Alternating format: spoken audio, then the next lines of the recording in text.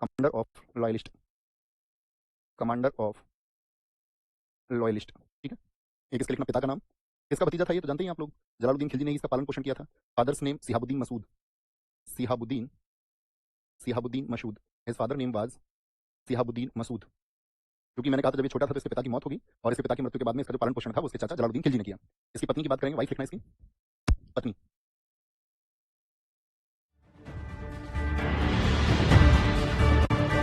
Gummy स्कूलों को तो मिल चुकी है सीबीएसई बोर्ड की चेतावनी, तो क्या आप अब भी रिस्क लेना चाहते हैं? हिज वाइफ, एक पत्नी तो था उसका जलालुद्दीन खिलजी की बेटी, जलालुद्दीन खिलजी की बेटी, अभी मुझे नाम ध्यान नहीं आ रहा है उसका और नाम से कोई उतना फर्क नहीं पड़ेगा, लेकिन याद रखिए जलालुद्दीन खिलजी की बेटी। ठीक है, डॉटर ऑफ जलालुद्दीन खिलजी, क्योंकि उसका बहुत महत्व भी नहीं है इसलिए उसका नाम कई बार वर्णित नहीं होता है। एक पत्नी है उसकी मेहरू, ये इसकी प्रिय पत्नी थी।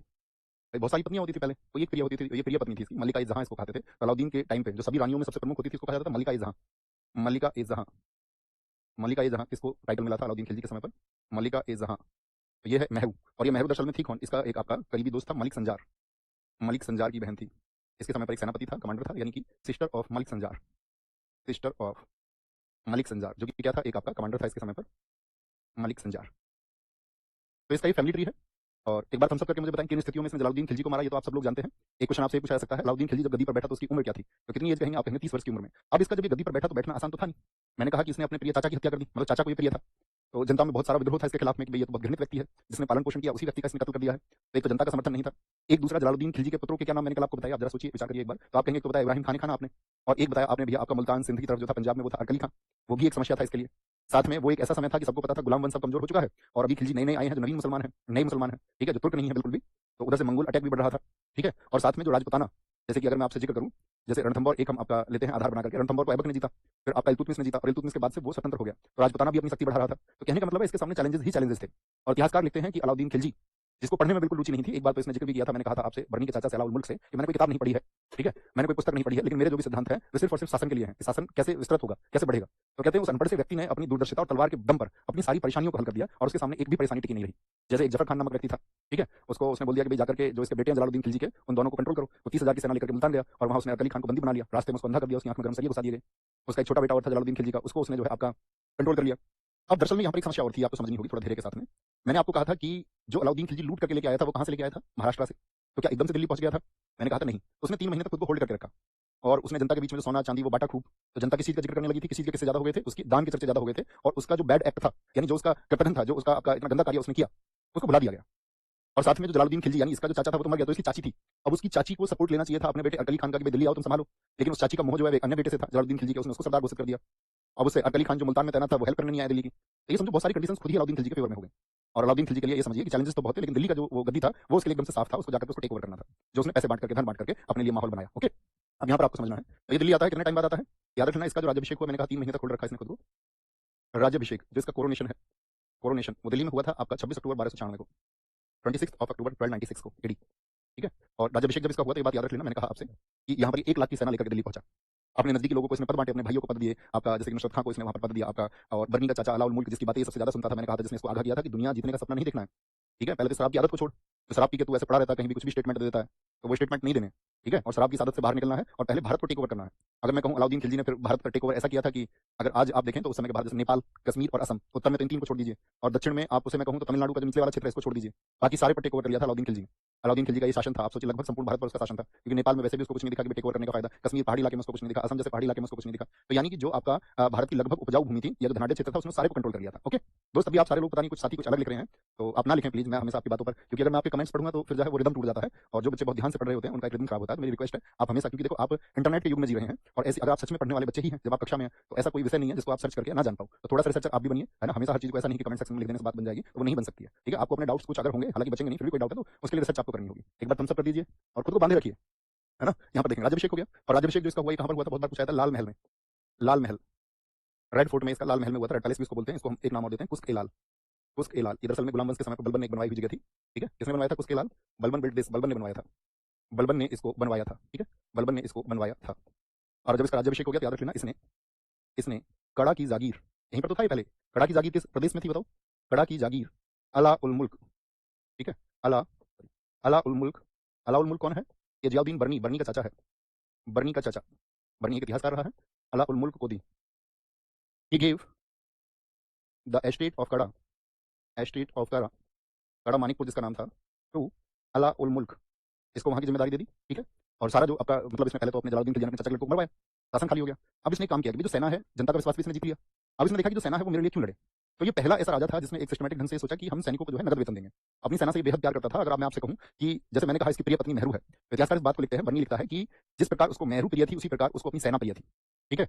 या हम कह सकते हैं जैसे पत्नी प्रिय है वैसे ही हमें छात्र भी प्रिय है, वैसे आप समझ लीजिए। अब उसका कहना यह था कि संपूर्ण भारत का भी खून चूस करके यदि सेना को मजबूत बनाया जाए तो मुझे इस बात से कोई गुरेज नहीं है, मेरी सेना मजबूत हो जानी चाहिए। और यही काम उसने किया। अभी भारत में कहते हैं कि कुछ लोगों ने जैसे लिखा कि इसके समय पर अमीर बहुत दुखी हुए, गरीब बहुत सुखी हुए। उस स्टेटमेंट को बहुत सारे लोगों ने अपोज किया कि नहीं, इसने देखा कि मेरे विरोध में ज्यादा से ज्यादा कौन आएंगे, हिंदू सरदार आएंगे, ठीक है। जो हिंदू सरदार जो जगह जगह विद्रोह करते हैं तो सबसे पहले उनको गरीब बनाना है, तो इसने सबसे पहले उनको गरीब बनाया।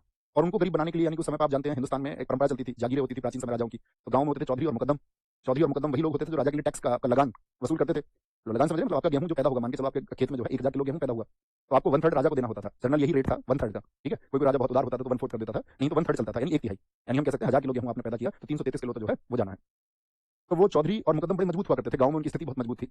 और अलाउद्दीन खिलजी ने उनको कंट्रोल इस तरह से किया कि सबसे पहले भूमि मापने के लिए यानी कि बिस्वा, आज आप देखेंगे आप हर जगह, हालांकि देश में अलग अलग होता है, जैसे मैं आपको अपने नजदीकी ग्रामीण क्षेत्र का बताऊं अगर, तो हमारे यहाँ पर जो होता है वो लगभग आइडिया लगाना आप, शायद आपके यहाँ वो 5 के आसपास होता हो विषय में, और हमारे यहाँ वो 7 के आसपास होता है विषय में। तो जगह जगह भारत में यही चलता है 7 और 5, ठीक है। वेस्ट यूपी की मैं बात कर रहा हूँ। तो अगर हम बात करते हैं कि उसने पहली बार जमीन को मापना शुरू किया, क्योंकि ये चौधरी लोग क्या करते थे कि बहुत सारा तो किसानों का तो ये करते थे, किसानों के साथ में अत्याचार, जमीन वर्ग होता था गांव में, उनके साथ ही अत्याचार करके उनको हर समय जमीन में लगा करके उपजाऊ भूमि लाते थे, और वो जमीन को उपजाऊ बनाते, वो बेचारे किसान मेहनत करते, गरीब व्यक्ति मेहनत करते, और फिर बाद में क्या करते, वहां पर कम अनाज देते थे, उत्पादन ज्यादा कराते और टैक्स कम देते, क्योंकि कोई ऐसा विवरण ही नहीं था किसके पास कितनी जमीन है, कितना पैदा होगा। अब अलाउद्दीन खिलजी ने जमीनों को पहली बार मेजरमेंट करवाया कि कितनी जमीनें हैं, कितना उत्पादन होता है, और औसत उत्पादन लगा के सारा एवरेज सबको तय कर दिया, भैया तुमको इतना फिक्स देना, पैदा हो या ना हो। उसने कर दिया 1/2, आधा, यानी 1000 किलो पैदा होगा तो 500 किलो वहां पहुंचना ही है, जैसे उसने मतलब आधा उसने तय कर दिया आपका प्रोडक्शन का। तो इस तरह से उसने कंट्रोल किया, जितने भी आपका चौधरी थे, मुकद्दम थे, उन सब गांवों को उसने, कहते हैं कि भारत के हिंदू वर्ग को उसने कमजोर करने का काम किया कि ये लोग मेरे खिलाफ कल को विद्रोह ना कर पाए, ठीक है। बात समझ में आई? हम सब करके बता दिया करो मुझे। तो मैंने कहा कि भैया सेना पर बहुत ध्यान देता था। तो स्थायी सेना, सॉरी, स्थायी सेना का गठन करने वाला, इसने एक परमानेंट आर्मी रखी। पहले तो युद्ध के समय पर टेक ओवर कर लेते थे, भैया आ जाओ, किसानों को भी लड़ा देते थे, लेकिन ये एक ऐसा व्यक्ति इसका विजन था दुनिया जीतने का। मैंने कहा स्थायी सेना का गठन करने वाला पहला सुल्तान है जिसने एक स्थायी सेना रखी, मध्यकालीन सुल्तान हम कह सकते हैं, इसने स्थायी सेना रखी। द फर्स्ट, क्या बोलेंगे सुल्तान कहाँ कहेंगे, भारत का समझ लो, दिल्ली की बात हम कर रहे हैं, Delhi. The first sultan of Delhi, sultan of Delhi, Delhi, ठीक है। To form a permanent army, to form a permanent army, इसने एक परमानेंट आर्मी रखी, ठीक है। और मैंने कहा कि सैनिकों को इसने अपने पक्ष में कैसे किया, तो इसने एडवांस में 6 महीने की सैलरी दे दी सबको। अब तक तो ये होता था कि भाई जो सैलरीज थी वो रुकी हुई रहती थी, सैलरीज मिलती नहीं थी, बहुत युद्ध करने के बाद में भी सैलरीज नहीं मिलती थी, ठीक है। और राजा से हमेशा रिक्वेस्ट करते रहते थे, सेनापति से हमेशा रिक्वेस्ट करते रहते थे, लेकिन इसने एडवांस में दे दी। तो सेना के अंदर क्या मोटिवेशन आया होगा, आप सोचिए कल को आप गवर्नमेंट जॉब पे हो गए और सरकार तुम्हें 6 महीने का सैलरी एक्स्ट्रा दे दे, तो तुम समझ के देखो कि उससे बढ़िया गवर्नमेंट तुम्हारे लिए कोई होगी, आप कहेंगे नहीं। तो स्थायी सेना का गठन करने वाला पहला सुल्तान था। यहाँ पे याद रख लेना, सल्तनत काल में सबसे बड़ी सेना इसी के पास थी। पूछे सबसे बड़ी सेना किसके पास थी? सल्तनत काल यानी दिल्ली सल्तनत को बोलते हैं। सल्तनत काल में सबसे बड़ी सेना, लगभग 5 लाख की सेना इसने अपनी बना ली थी। सबसे बड़ी सेना इसके पास थी। बहुत बार क्वेश्चन पूछा था एग्जाम्स में, ठीक है। क्या बोलेंगे इसको?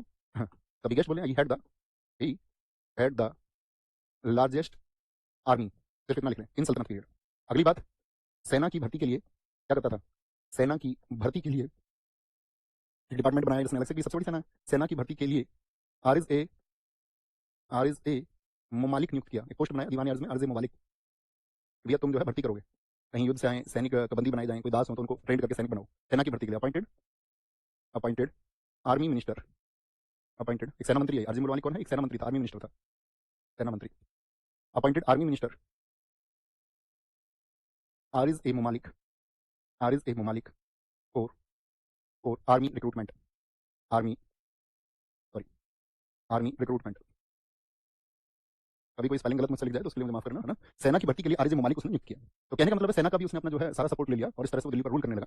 अब मैंने कहा उसके पास अपने सपने विजन तो था ही, उसने कहा कि भाई मेरा तो ऐसा मन करता है, जैसा मैंने कल भी आपको स्टेटमेंट बताया कि दिल्ली को किसी के अधीन छोड़ दूं, दिल्ली को किसी के हैंडओवर कर जाऊं और एक सेना बनाऊं, ठीक है। और जैसे कि उसने बोला कि जैसे मोहम्मद साहब के 4 खलीफा हुए, ऐसे ही मेरे 4 सेनापति मुझे चाहिए और वो 4 सेनापति से मैं दुनिया जीत लूं, ठीक है। तो इस तरह का उसके विजन था, उसका अपना सपना था। तो यहाँ पर आपको नोट करना उन चारों के नाम। अलाउद्दीन खिलजी का विजय अभियान, अलाउद्दीन खिलजी का विजय अभियान, कैसे उसने जीता उत्तर और दक्षिण को? खिलजी का विजय अभियान, विजय अभियान क्या बोलेंगे? कॉन्क्वेस्ट या expedition, conquest, campaigns, campaigns of Alauddin Khilji, एक लिख लें इसको, कोई दिक्कत तो नहीं है।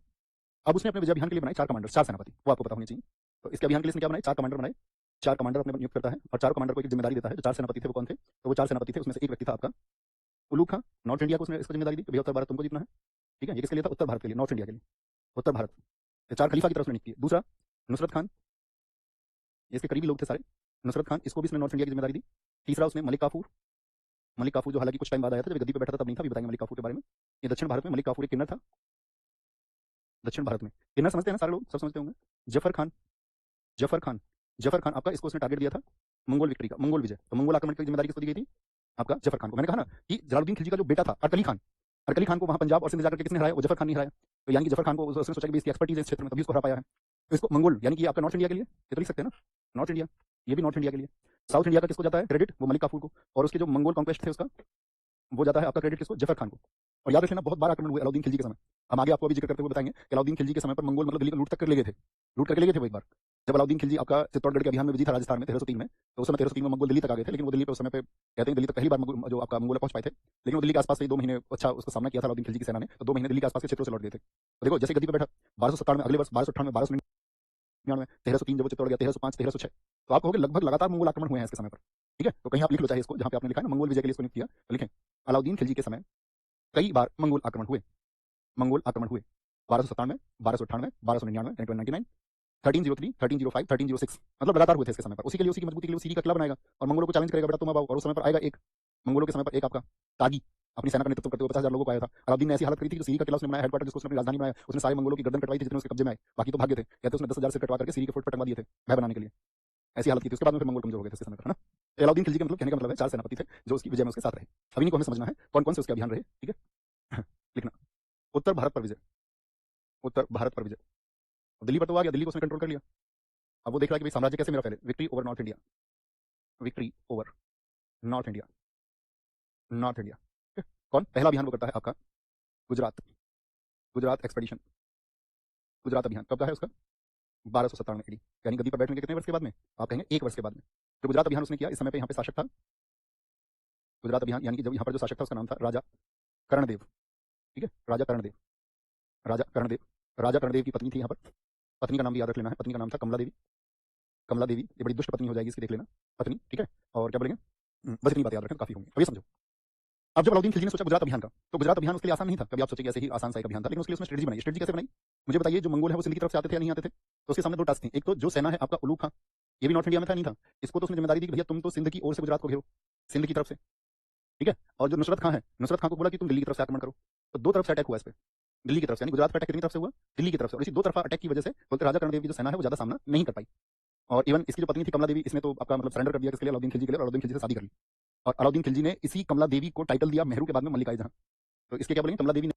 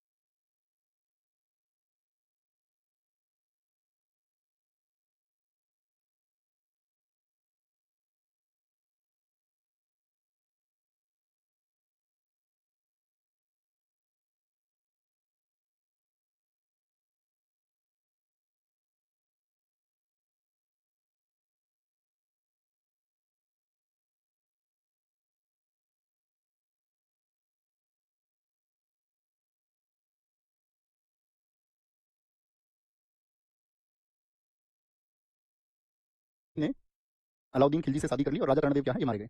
अलाउद्दीन खिलजी से शादी कर ली, जब इसको दिल्ली लाया गया, शादी कर ली, शादी कर ली। और अलाउद्दीन खिलजी ने इसको क्या टाइटल दिया, इसको टाइटल दिया मल्लिका जहां। तो मेहरू वाला जो टाइटल वो किसको दे दिया इसने, फिर ये दे दिया कमला देवी को, मल्लिका जहां बोलिए कमला देवी ने। और अलाउद्दीन खिलजी ने इसी कमला देवी को टाइटल दिया मेहरू के बाद में मल्लिका जहां। तो इसके क्या बोलेंगे, कमला देवी ने शादी कर ली है, वो ज्यादा सामना नहीं कर पाई दिल्ली, ठीक है। और जो नुसरत खां है, नुसरत खां को बोला कि तुम दिल्ली की तरफ से आक्रमण करो, तो दो तरफ से अटैक हुआ इस पे, दिल्ली की तरफ से, यानी गुजरात पर अटैक कितनी तरफ से हुआ, दिल्ली की तरफ से। और इसी दो तरफा अटैक की वजह से बोलते राजा कर्णदेव की जो सेना है वो ज्यादा सामना नहीं कर पाई। और इवन इसकी जो पत्नी थी कमला देवी, इसने तो आपका मतलब सरेंडर कर दिया किसके लिए, अलाउद्दीन खिलजी के लिए, और अलाउद्दीन खिलजी से शादी कर ली। और अलाउद्दीन खिलजी ने इसी कमला देवी को टाइटल दिया मेहरू के बाद में मल्लिका जहां।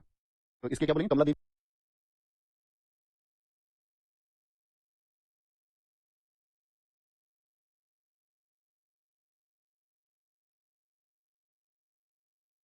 ने अलाउद्दीन खिलजी से शादी कर ली और राजा कर्णदेव क्या है ये मारे गए। अलाउद्दीन खिलजी से शादी कर ली, जब इसको दिल्ली लाया गया, शादी कर ली, शादी कर ली। और अलाउद्दीन खिलजी ने इसको क्या टाइटल दिया, इसको टाइटल दिया मल्लिका जहां। तो मेहरू वाला जो टाइटल वो किसको दे दिया इसने, फिर ये दे दिया कमला देवी को, मल्लिका जहां। बात क्लियर है। तो राजा कर्णदेव यहाँ पर मारे जाते हैं और ये अभियान कब का है, 1297 का है। दो तरफा ये अभियान हुआ और उसकी वजह से राजा कर्णदेव की मौत हो गई। यहाँ से देखेंगे ये इंपॉर्टेंट बात यहाँ पर आती है, यहाँ से ही मलिक काफूर, जिसको हम 1000 दिनारी कहते हैं, मलिक काफूर 1000 दिनारी, क्योंकि दिनार एक गोल्ड कॉइन होता था, तो इसे 1000 गोल्ड कॉइन में खरीदा। यहीं से मलिक काफूर 1000 दिनारी को खरीदा। किसने खरीदा था, यहाँ से ही about Malik Kafur, Malik Kafur sorry Malik Kafur from from here, किसने खरीदा, तो याद रखना नुसरत खान ने खरीदा था। किसने, तो दिल्ली की तरफ से गया था नुसरत खान, नुसरत खान ने, बाय नुसरत खान। और इसने इसको खरीदा था ख्वाजा नामक एक व्यापारी से, ख्वाजा नामक व्यापारी से, फ्रॉम ए मर्चेंट ख्वाजा। इससे इसको खरीदा, चर्चित था आपका किन्नर, तो आप समझते हैं ना, अभी मैंने आपसे क्वेश्चन भी पूछा था। बहुत सारी कम्युनिटी होती है LGBTQ, आपने सारी सुनी होंगी। हम सब करके मुझे बताएं, जानते नहीं तो मैं बताऊं फिर आपको। L4 क्या है, इसमें L4 आता है लेस्बियन। तो लेस्बियन का क्या अर्थ है, जो स्त्री होकर स्त्री को पसंद करें, तो वो लेस्बियन समुदाय होता है, ठीक है। G4 क्या होता है आपका, गे, यानी कि जो पुरुष होकर पुरुष की प्रवृत्ति को पसंद करें, ठीक है। फिर T4 क्या है, T4 है ट्रांसजेंडर। अब ट्रांसजेंडर क्या होता है, यहाँ पे बड़ी इंपॉर्टेंट बात है। ट्रांसजेंडर मतलब वो होता है आपका, जो आपका हम ये कह सकते हैं कि जन्म के विपरीत व्यवहार करे, मतलब ऐसा था कि लड़का था लेकिन लड़की के जैसे हो गए, लड़की थी और लड़के के जैसे हो गए, ठीक है। क्यूयर क्यों समुदाय जो होता है, क्यों बोलते हैं उसको, मतलब जिनको पता ही नहीं है, ठीक है। इसमें B4 बाइसेक्सुअल है, जो पुरुष और स्त्री दोनों को पसंद कर लें। तो इस तरह से समुदाय है। और ये मुस्कुराने की चीज़ नहीं है साथी, मुस्कुराना इस बात पर क्यों, ये तो बाय डिफॉल्ट होता है ना, हो सकता है आपका जन्म ऐसे हुआ होता, पॉसिबल है ना। आप सोचिए जरा, हर एक समुदाय की, जैसे कि आप स्त्री हैं, और अगर आपके स्त्री होने पर कोई हंस जाए, आप मान के चलिए, और आपके स्त्री होने पर कोई हंस जाए, तो आपको कैसा प्रतीत होगा। मान के चलो बहुत सारे पुरुष हैं और इस बात पर आपका उपहास उड़ाएं, आप स्त्री हैं, या 1000 स्त्रियां इकट्ठी होकर के उपहास उड़ाएं कि आप पुरुष हैं, तो जिनकी संख्या कम होती है उनको बोलते हैं माइनॉरिटीज, अल्पसंख्यक। तो वो हमेशा क्या है कि एक उपहास का पात्र होते हैं, लेकिन दरअसल में क्या है कि बाय डिफॉल्ट है, इसमें उनकी तो कोई ऐसी मर्जी शामिल नहीं रही होगी, है ना। अब एक बात बताइए, जीवन में प्रकृति में एक सिद्धांत चलता है कि जो प्रजनन है, जैसे कि आपका दो बॉडीज, जो मतलब आपका opposite bodies, male and female, उनका मिलन किस बात के लिए होना चाहिए, प्रजनन के लिए। तो क्या हम करते हैं, फिर प्रजनन के लिए करते हैं वो मिलन, आप कहेंगे नहीं उसको तो कोई फॉलो नहीं करता। तो प्राकृतिक सिद्धांत, जो नेचुरल प्रिंसिपल्स, उनको फॉलो तो कोई भी नहीं करता है। तो इस बात पर हंसी का क्या पात्र होना, किसी को क्यों बनाना, ओके। ऐसी बातों पर कभी मत हंसा करो, इन चीजों के लिए थोड़ा सेंसिटिव रहा करो और उनको थोड़ा सम्मान दिया करो, उस कम्युनिटी को, है ना। जो भी है, मैं आपसे कहता हूँ ना, जैसे कि एक सम्मान आपका धर्म और जाति से पड़ेगा, उसी तरह आपका जो सम्मान है एक आपका किसी का अपना स्वयं का जो स्वभाव है, ठीक है, उसके मेल फीमेल होने का या LGBTQ कोई भी समुदाय से है, तो वो रेस्पेक्टेबल है। आगे आएंगे, दूसरी बात करते हैं। दूसरा अभियान उसका गुजरात के बाद में कौन सा है, रणथंभौर। हंसने लग जाते हो तुम हर एक बात पर, क्योंकि तुम्हारे दिमाग पे एक बात किसी ने डाली होगी कि इस बात पर हंसना, या किसी ने इस बात पर मजाक बनाया होगा आपके सामने, तो आपने वही सीख लिया फिर, और उसी को हैबिट में लिया है। रणथंभौर, रणथंभौर अभियान, तो उसके मेल फीमेल होने का या LGBTQ कोई भी समुदाय से है, तो वो रेस्पेक्टेबल है। आगे आएंगे, दूसरी बात करते हैं। दूसरा अभियान उसका गुजरात के बाद में कौन सा है, रणथंभौर। मेल फीमेल होने का या LGBTQ कोई भी समुदाय से है, तो वो रेस्पेक्टेबल है। आगे आएंगे, दूसरी बात करते हैं। दूसरा अभियान उसका गुजरात के बाद में कौन सा है, रणथंभौर। हंसने लग जाते हो तुम हर एक बात पर, क्योंकि तुम्हारे दिमाग और रण एक्सपेडिशन, ये कब का है इसका, तो याद रखना है 1301 AD का। रणथंभौर कहाँ पर पड़ता है, रणथंभौर राजस्थान में पड़ता है। यहाँ पर जो शासक थे उनका नाम था हमीर चौहान, पृथ्वीराज चौहान तृतीय, हमने आपको पढ़ाए थे, तो उनके ये वंशज हैं, हमीर चौहान, हमीर चौहान शासक, ठीक है। इनकी जो पत्नी थी, इनकी पत्नी का नाम है रंग देवी, इनकी पत्नी थी रंग देवी। और छोटा सा एक शब्द लिखना, इन्होंने क्या कर लिया था, जौहर कर लिया था। जब इनके पति एक्सपायर हो गए तो जौहर कर लिया, इनके स्वयं को आग के हवाले कर दिया था और अपनी जान दे दी थी, क्योंकि पता था इनको खिलजी इनको कैद करके फिर दिल्ली ले जाएंगे। और यहाँ पर इसी युद्ध में एक धोखेबाज का नाम लिया जाता है। धोखेबाज कौन था यहाँ पर, वो है रणमल, धोखेबाज रणमल है, ठीक है। तो दिक्कत ये बात याद रखें। और यही वो अभियान, हाँ एक बात और, यही वो अभियान है जिसमें नुसरत खां मारा गया। नुसरत खां जो प्रिय कमांडर था अलाउद्दीन खिलजी का, ये मारा गया, ठीक है। Nusrat Khan was murdered in Ranthambore campaign या रणथंभौर एक्सपेडिशन। अब देखो यहाँ पर मैंने बताया हमीर चौहान कौन थे, पृथ्वीराज जो तृतीय थे हमारे, उनके वंशज थे। और ये रणथंभौर के बारे में अभी मैं आपको बता रहा था थोड़ा सा कॉन्टेक्स्ट की। एक तो ऐबक ने इसको रणथंभौर को जीता था, ऐबक ने, ठीक है। और ऐबक ने जीत लिया रणथंभौर को, हाँ जी। ऐबक के बाद में स्वतंत्र हो गया था, तो फिर किसने जीता था इसको, इल्तुतमिश ने जीता था। लेकिन जैसे ही इल्तुतमिश की मौत हुई तो ये रणथंभौर फिर से स्वतंत्र हो गया था। और बीच में इल्तुतमिश के बाद से किसी ने इस पर कंट्रोल नहीं किया, और उसके बाद में सीधा अलाउद्दीन खिलजी वो व्यक्ति हुआ जिसने इसको कंट्रोल किया, क्योंकि उसको पता था कि भाई उत्तर भारत जीतना है तो सबसे पहले एक एक करके राजपुताना को जीतना है। और यही कहा जाता है अलाउद्दीन खिलजी वो लेकिन जैसे ही इल्तुतमिश की मौत हुई तो ये रणथंभौर फिर से स्वतंत्र हो गया था, और बीच में इल्तुतमिश के बाद से किसी ने इस पे कंट्रोल नहीं किया, और उसके बाद में सीधा अलाउद्दीन खिलजी वो व्यक्ति हुआ जिसने इसको कंट्रोल किया, क्योंकि उसको पता था कि भाई उत्तर भारत जीतना है तो सबसे पहले एक एक करके राजपुताना को जीतना है, और यही कहा जाता है अलाउद्दीन खिलजी की जो विजय के कारण थे, चाहे उत्तर भारत हो या दक्षिण भारत हो, नॉर्थ इंडिया या साउथ इंडिया, उसका सिर्फ और सिर्फ कारण था भारतीय राजाओं के आपस में फूट। यही आपका राजस्थान में था, और यही आपका दक्षिण भारत के जो 4 राज्य उसमें जीते उनमें भी यही कहानी थी कि उन सबका आपस में संघर्ष था, एक दूसरे के लिए सपोर्टिव नहीं थे। ठीक है, तो नुसरत खान डाइड, ये तो लिख लिया आपने। अब जब ये अभियान चला तो ऐसा नहीं है कि एकदम से ये जीत गए बड़ी आसानी से, 1 वर्ष तक का ये अभियान है, और बड़ी शानदार तरीके से इसमें हमीर चौहान लड़े, तभी नुसरत खान मारा गया, और नुसरत खान जब मारा गया तो फिर कमांडिंग इसमें संभाली खुद अलाउद्दीन खिलजी ने, बहुत बड़ी सेना लेकर के दिल्ली से गया, कहते अतिरिक्त 50,000 सैनिकों के साथ में अलाउद्दीन खिलजी गया आपका रणथंभौर, और इस तरह उसने रणथंभौर को जीता। जौहर समझ गए? जौहर का मतलब क्या होता था? अपनी अस्मिता, अपनी मर्यादा, अपनी अगर मैं बोलूं जो हमारा साथी हमारी संस्कृति है उसमें ये तो सिखाया नहीं गया कि पत्नी को कि भाई आप जो है पति प्रथा हमारे यहाँ पर नहीं है। बहुपति का मतलब है कि बहुत सारे पति के साथ वो जीवन गुजार लें, यूरोप जैसी संस्कृति में वो बहुत संभव है। तो हमारे यहाँ तो जो स्त्रियां हैं वो अपने पति को ही बोलते हैं ना, वही परमेश्वर मानती हैं और अपना जीवन उन्हीं के लिए समर्पित करती हैं। तो जब उनको लगा कि भाई पहले तो ये कर चुका अलाउद्दीन खिलजी के बारे में वो जानते थे, इसकी मंशा है कि वो स्त्रियों को अपहृत करके जो आपका सुंदर स्त्रियां उनको दिल्ली मंगवाता है, तो अपनी अस्मिता को बचाने के लिए स्त्रियां क्या करती थी, बहुत सारी राजभवन में बहुत सारी महिलाओं के साथ तो कभी कभार इकट्ठे स्वयं को आग के हवाले कर देती थी। जैसे महारानी पद्मिनी के बारे में आपने सुना होगा, उन्होंने 16,000 स्त्रियों के साथ में जौहर किया। I knew I was underwater. I just didn't realize I was this underwater. If you're ठीक है, कोई दिक्कत कोई परेशानी इस बात में? यहाँ पे याद रखेंगे, इस बात को थोड़ा सा याद रखना है। ठीक है, सॉरी यहाँ पर हमने रणमल का जिक्र नहीं करना था हमको, रियली सॉरी। रणमल का जिक्र तो हमको चित्तौड़ अभियान में करना है, क्योंकि देखो ऐसा रणमल के बारे में अभी मैं आपको बता दूं, रणमल आपका चित्तौड़ अभियान में था, और अलाउद्दीन खिलजी ने जब उसको बोला कि तुमको एक हायर पोस्ट देंगे और तुम यहाँ पर हमें बताओ इनके बारे में, और बाद में उसी रणमल को अलाउद्दीन खिलजी ने मृत्युदंड दिया था। अच्छा, अपने लोगों के साथ में बदमाशी करता है, अपने लोगों के साथ में शैतानी करता है, अपने लोगों को धोखेबाजी, अपने लोगों के साथ में धोखेबाजी करता है, इस बात के लिए वो तो गया था पद मांगने उसके पास, बोला भैया आपने तो बोला था कि आपने मुझे जो है ऊंचा पद देंगे, आप अपनी बात से तुम मुकर मत जाना। उसने बोला इधर आ तू हीरो, अपने लोग, तू हमारा क्या सगा होगा जब तूने अपने लोगों के साथ गद्दारी कर दी, तो उसको भी उसने आपका मृत्युदंड दिया था। तो रणमल को याद रखना, चित्तौड़ अभियान में बताएंगे, यहाँ पर गलत लिखा हमने उसको, क्या बताया मैंने, इनकी वाइफ है रंगदेवी, याद रखेंगे, इसके अभियान है रंगदेवी, इन्होंने कर लिया था आपका जौहर। ठीक है, तीसरा अभियान इसके बाद में कौन सा आया आपका? तीसरा अभियान आया आपका चित्तौड़गढ़ का अभियान, जो सबसे चर्चित अभियान है, जिसकी वीर गाथाएं आपने सुनी होंगी। तीसरा है चित्तौड़गढ़ का अभियान, किस वर्ष का है? एग्जाम में सबसे ज्यादा ये पूछा जाता है, बहुत महत्वपूर्ण मार्क कर लेना, चित्तौड़गढ़ का अभियान, चित्तौड़गढ़ एक्सपेडिशन, चित्तौड़गढ़ कैंपेन कब का है? 1303। अब इस पे कहानी सुनना आपने, एक तो मूवी किस किसने देखी है? पद्मावत, वो लोग हम सब करें, आपने देखा होगा पद्मावत मूवी, आपका एग्जाम में क्वेश्चन भी आया, बहुत विवादित पद्मावत मूवी में अलाउद्दीन खिलजी का किरदार किसने निभाया है? तो रणवीर सिंह ने निभाया है अलाउद्दीन खिलजी का, आप कहेंगे हाँ जी। और राणा रतन सिंह जी का जो किरदार है वो किसने निभाया है? शाहिद कपूर। एसएससी पूछ लेती है उस तरह के क्वेश्चन, क्योंकि एसएससी ने आपका आइडेंटिफाई कर रखा है ना, म्यूजिक, संगीत से और कला से वो कुछ भी प्रश्न पूछ सकता है एसएससी, आप उस पर नहीं बोलोगे कि भैया संगीत और कला का प्रश्न कुछ भी हो। और मुझे बताओ रानी पद्मिनी, उनकी जो आपका कैरेक्टर है वो किसने प्ले किया है? आप बोलेंगे वो है आपका दीपिका पादुकोण। तो एक कहानी तो साथी वो है जो फिल्मी है, ठीक है, बहुत विद्रोह हुआ उस मूवी को लेकर के, आपने देखा होगा राजस्थान में भी करनी सेना ने बहुत सारे सिनेमा हॉल जला दिए कि भाई ऐसे, मतलब उसमें क्या ऐसा दृश्य दिखा दिया गया मूवी में, क्योंकि उसमें एक वाक्य आता है, देखो समझिए, एक कहानी तो ये है, मैं आपको कॉन्टेक्स्ट समझाता हूँ और थोड़ा विचार करना।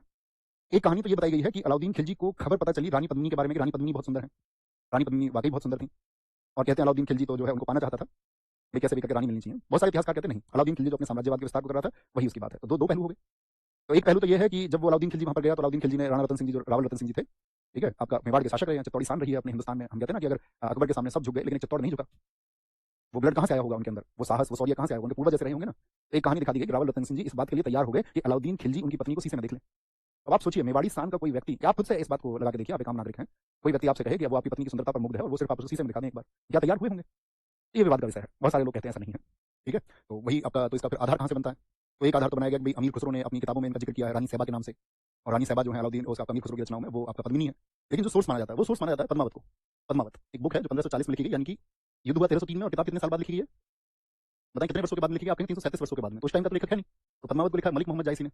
अब मलिक मोहम्मद जायसी के पक्ष में ऐसे समझिए आप 50% इतिहासकार इसकी कहानी को मानते हैं और 50% इसको नेगलेक्ट करते हैं कि एकदम से ठीक नहीं है। ठीक है, इसमें चीजों को बढ़ा चढ़ा करके और कुछ भी बता दिया गया है, तो सिर्फ ये आधार नहीं हो सकता, सीधी सी बात है, सीधा युद्ध हुआ होगा चित्तौड़ से, और चित्तौड़ से जब ये युद्ध हुआ आपका कहते हैं धोखे से, यहाँ पर जो राणा थे, पहले मैं लिखवा दूं यहाँ पर कौन कौन लोग हैं, यहाँ पे जो शासक थे यहाँ पर राणा रतन सिंह जी, राणा रतन सिंह जी थे, इनकी जो पत्नी है, इनकी पहली पत्नी थी नागमती, पहली पत्नी है इनकी नागमती, और दूसरी जो इनकी वाइफ है, दूसरी वाइफ थी इनकी रानी पद्मिनी।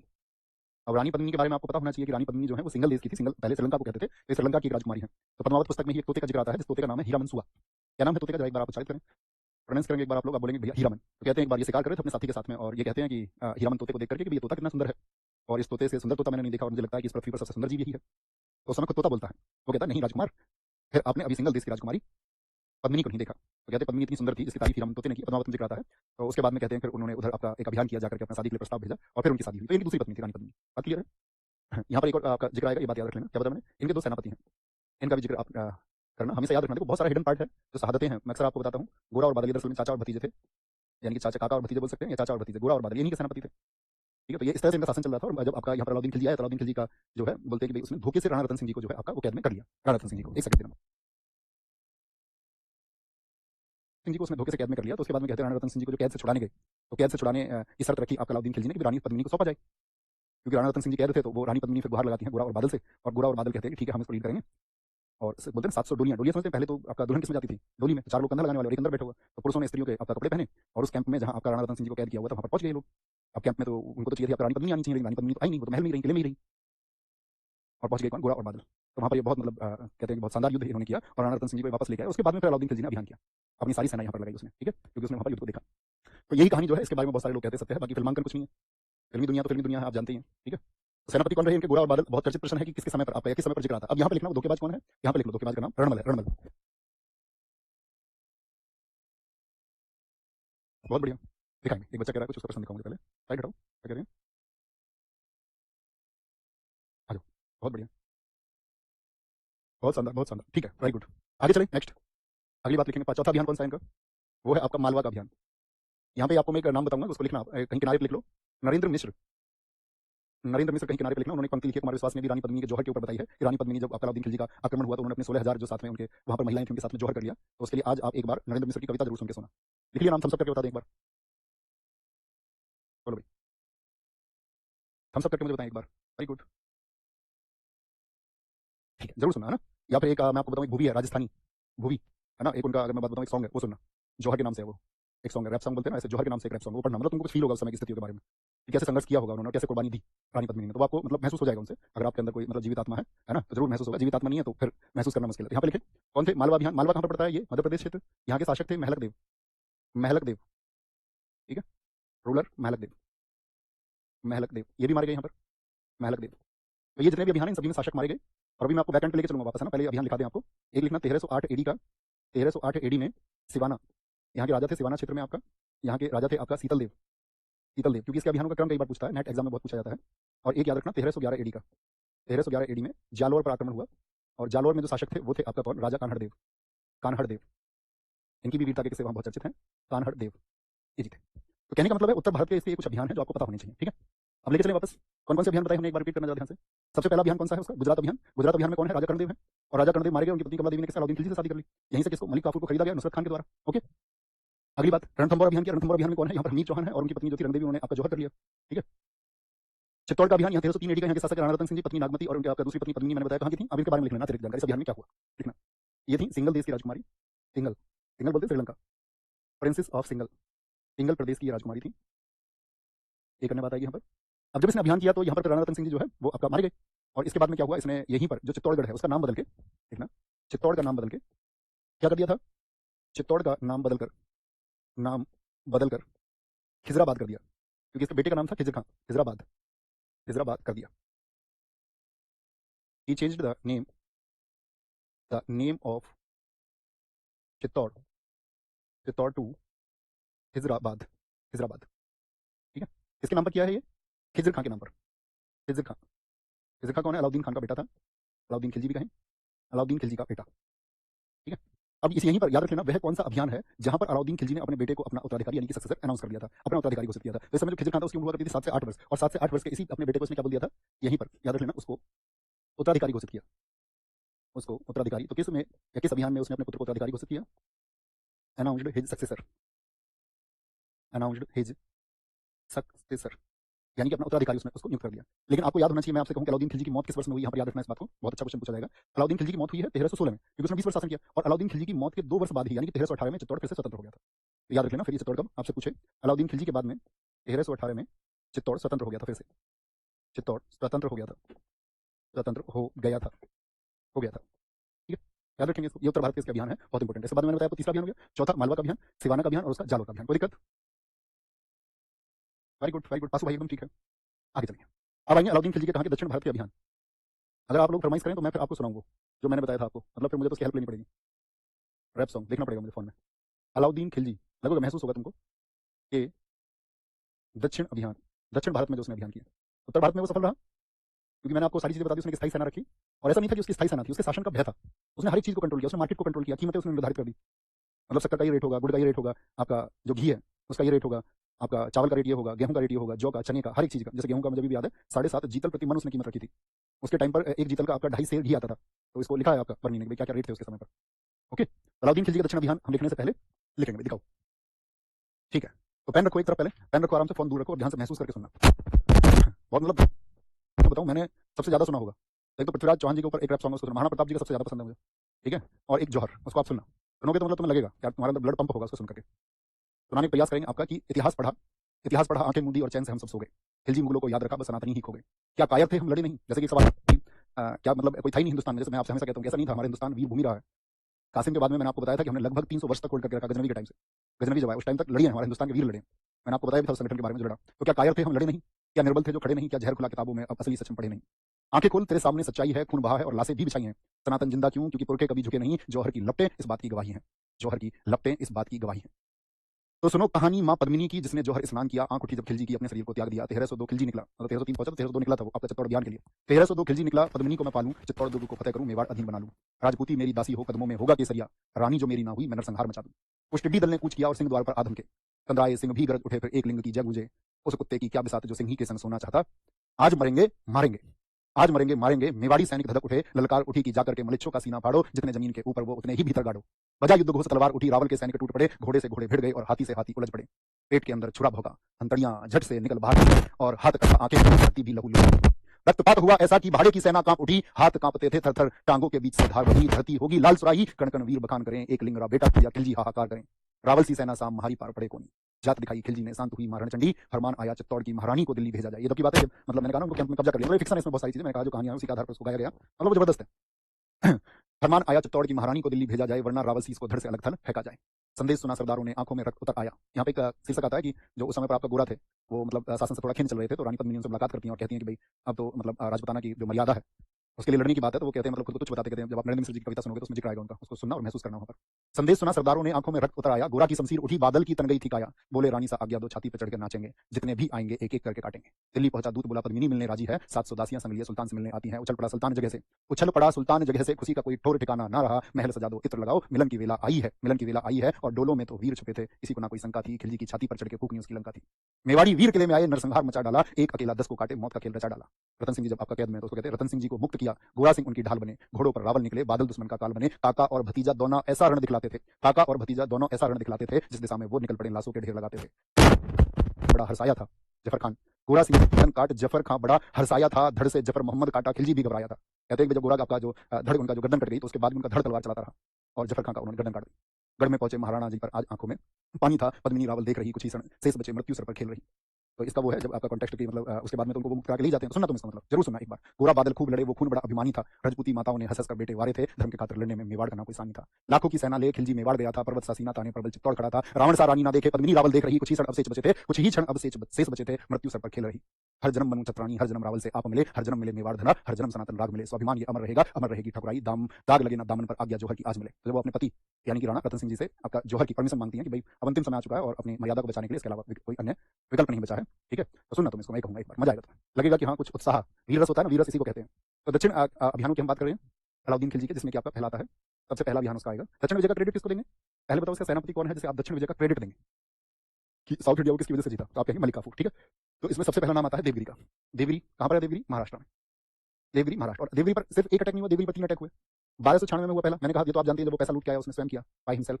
ठीक है, 1296 और 1296 के बाद में फिर उसने किया आपका 1307 में। 1307 के बाद में उसने फिर किया आपका 1311 एडी में। ये तीनों आपको याद रखने। तो देवगिरी पर कुल कितने आक्रमण किया अलाउद्दीन खिलजी ने, तो आप कहेंगे भैया उसने 3 आक्रमण किए।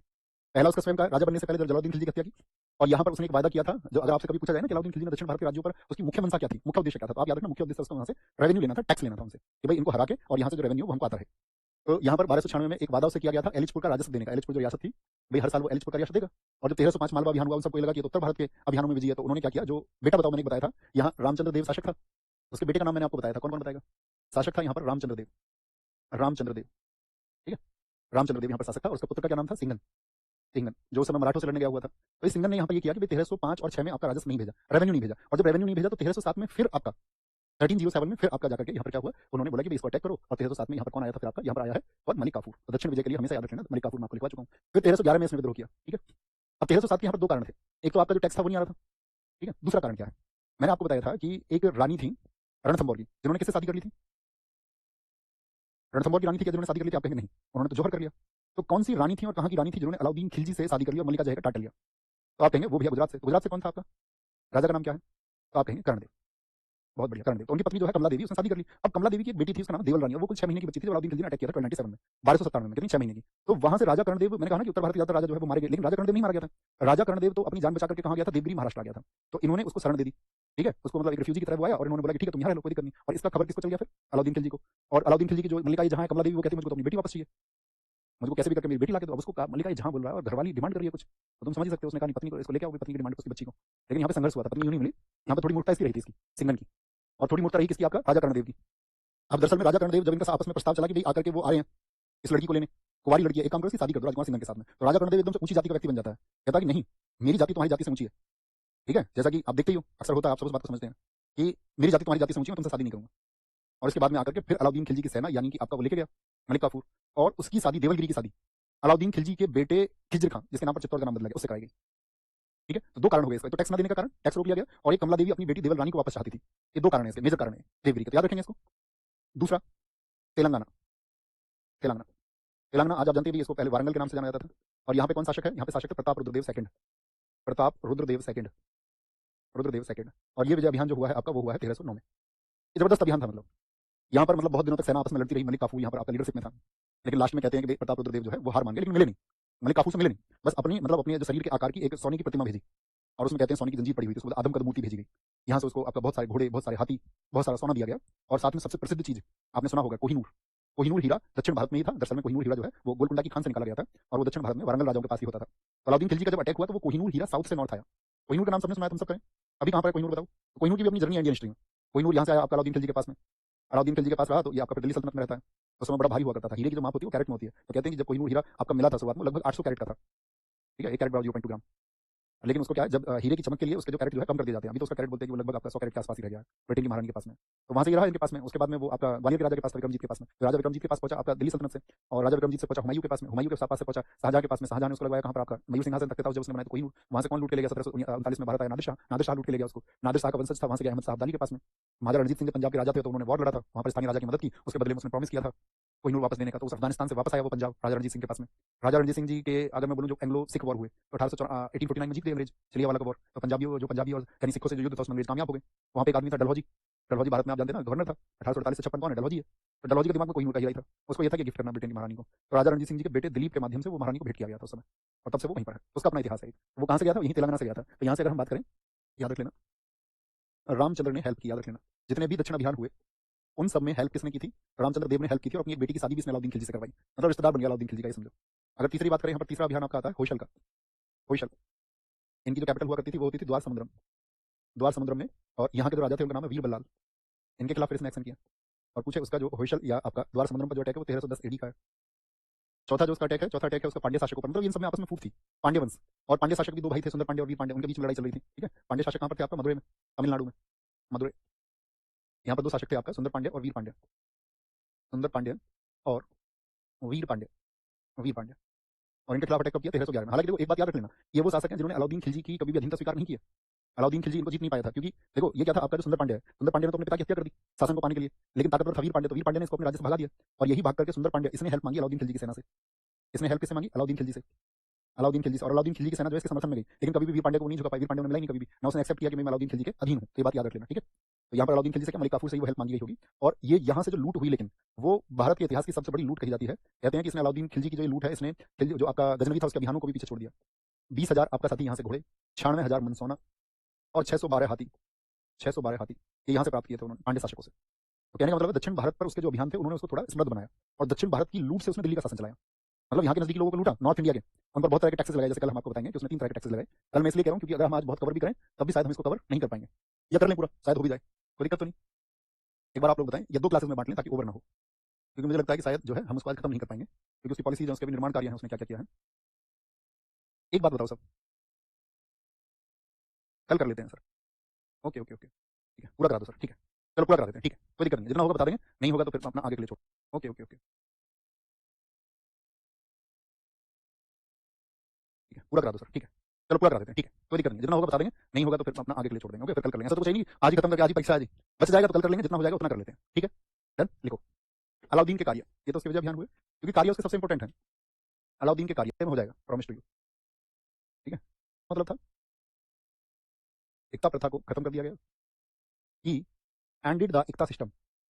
इसने शुरू की थी एकता, ये आप सोचिए, ही ended the Ekta.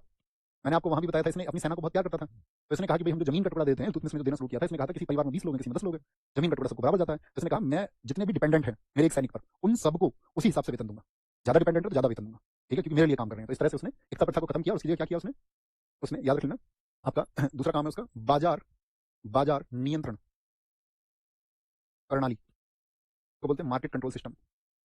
Market control system इसको लागू किया, बाजार नियंत्रण प्रणाली को लागू किया। बाजार नियंत्रण के लिए मैंने अभी कहा, इसने बहुत सारे गुप्तचर बना रखे थे, भैया बाजार में ढूंढ के एक अधिकारी बना रखा था इसने, बरीद, चुपचाप घूमता रहता था, कोई लोगों को लूट तो नहीं रहा है।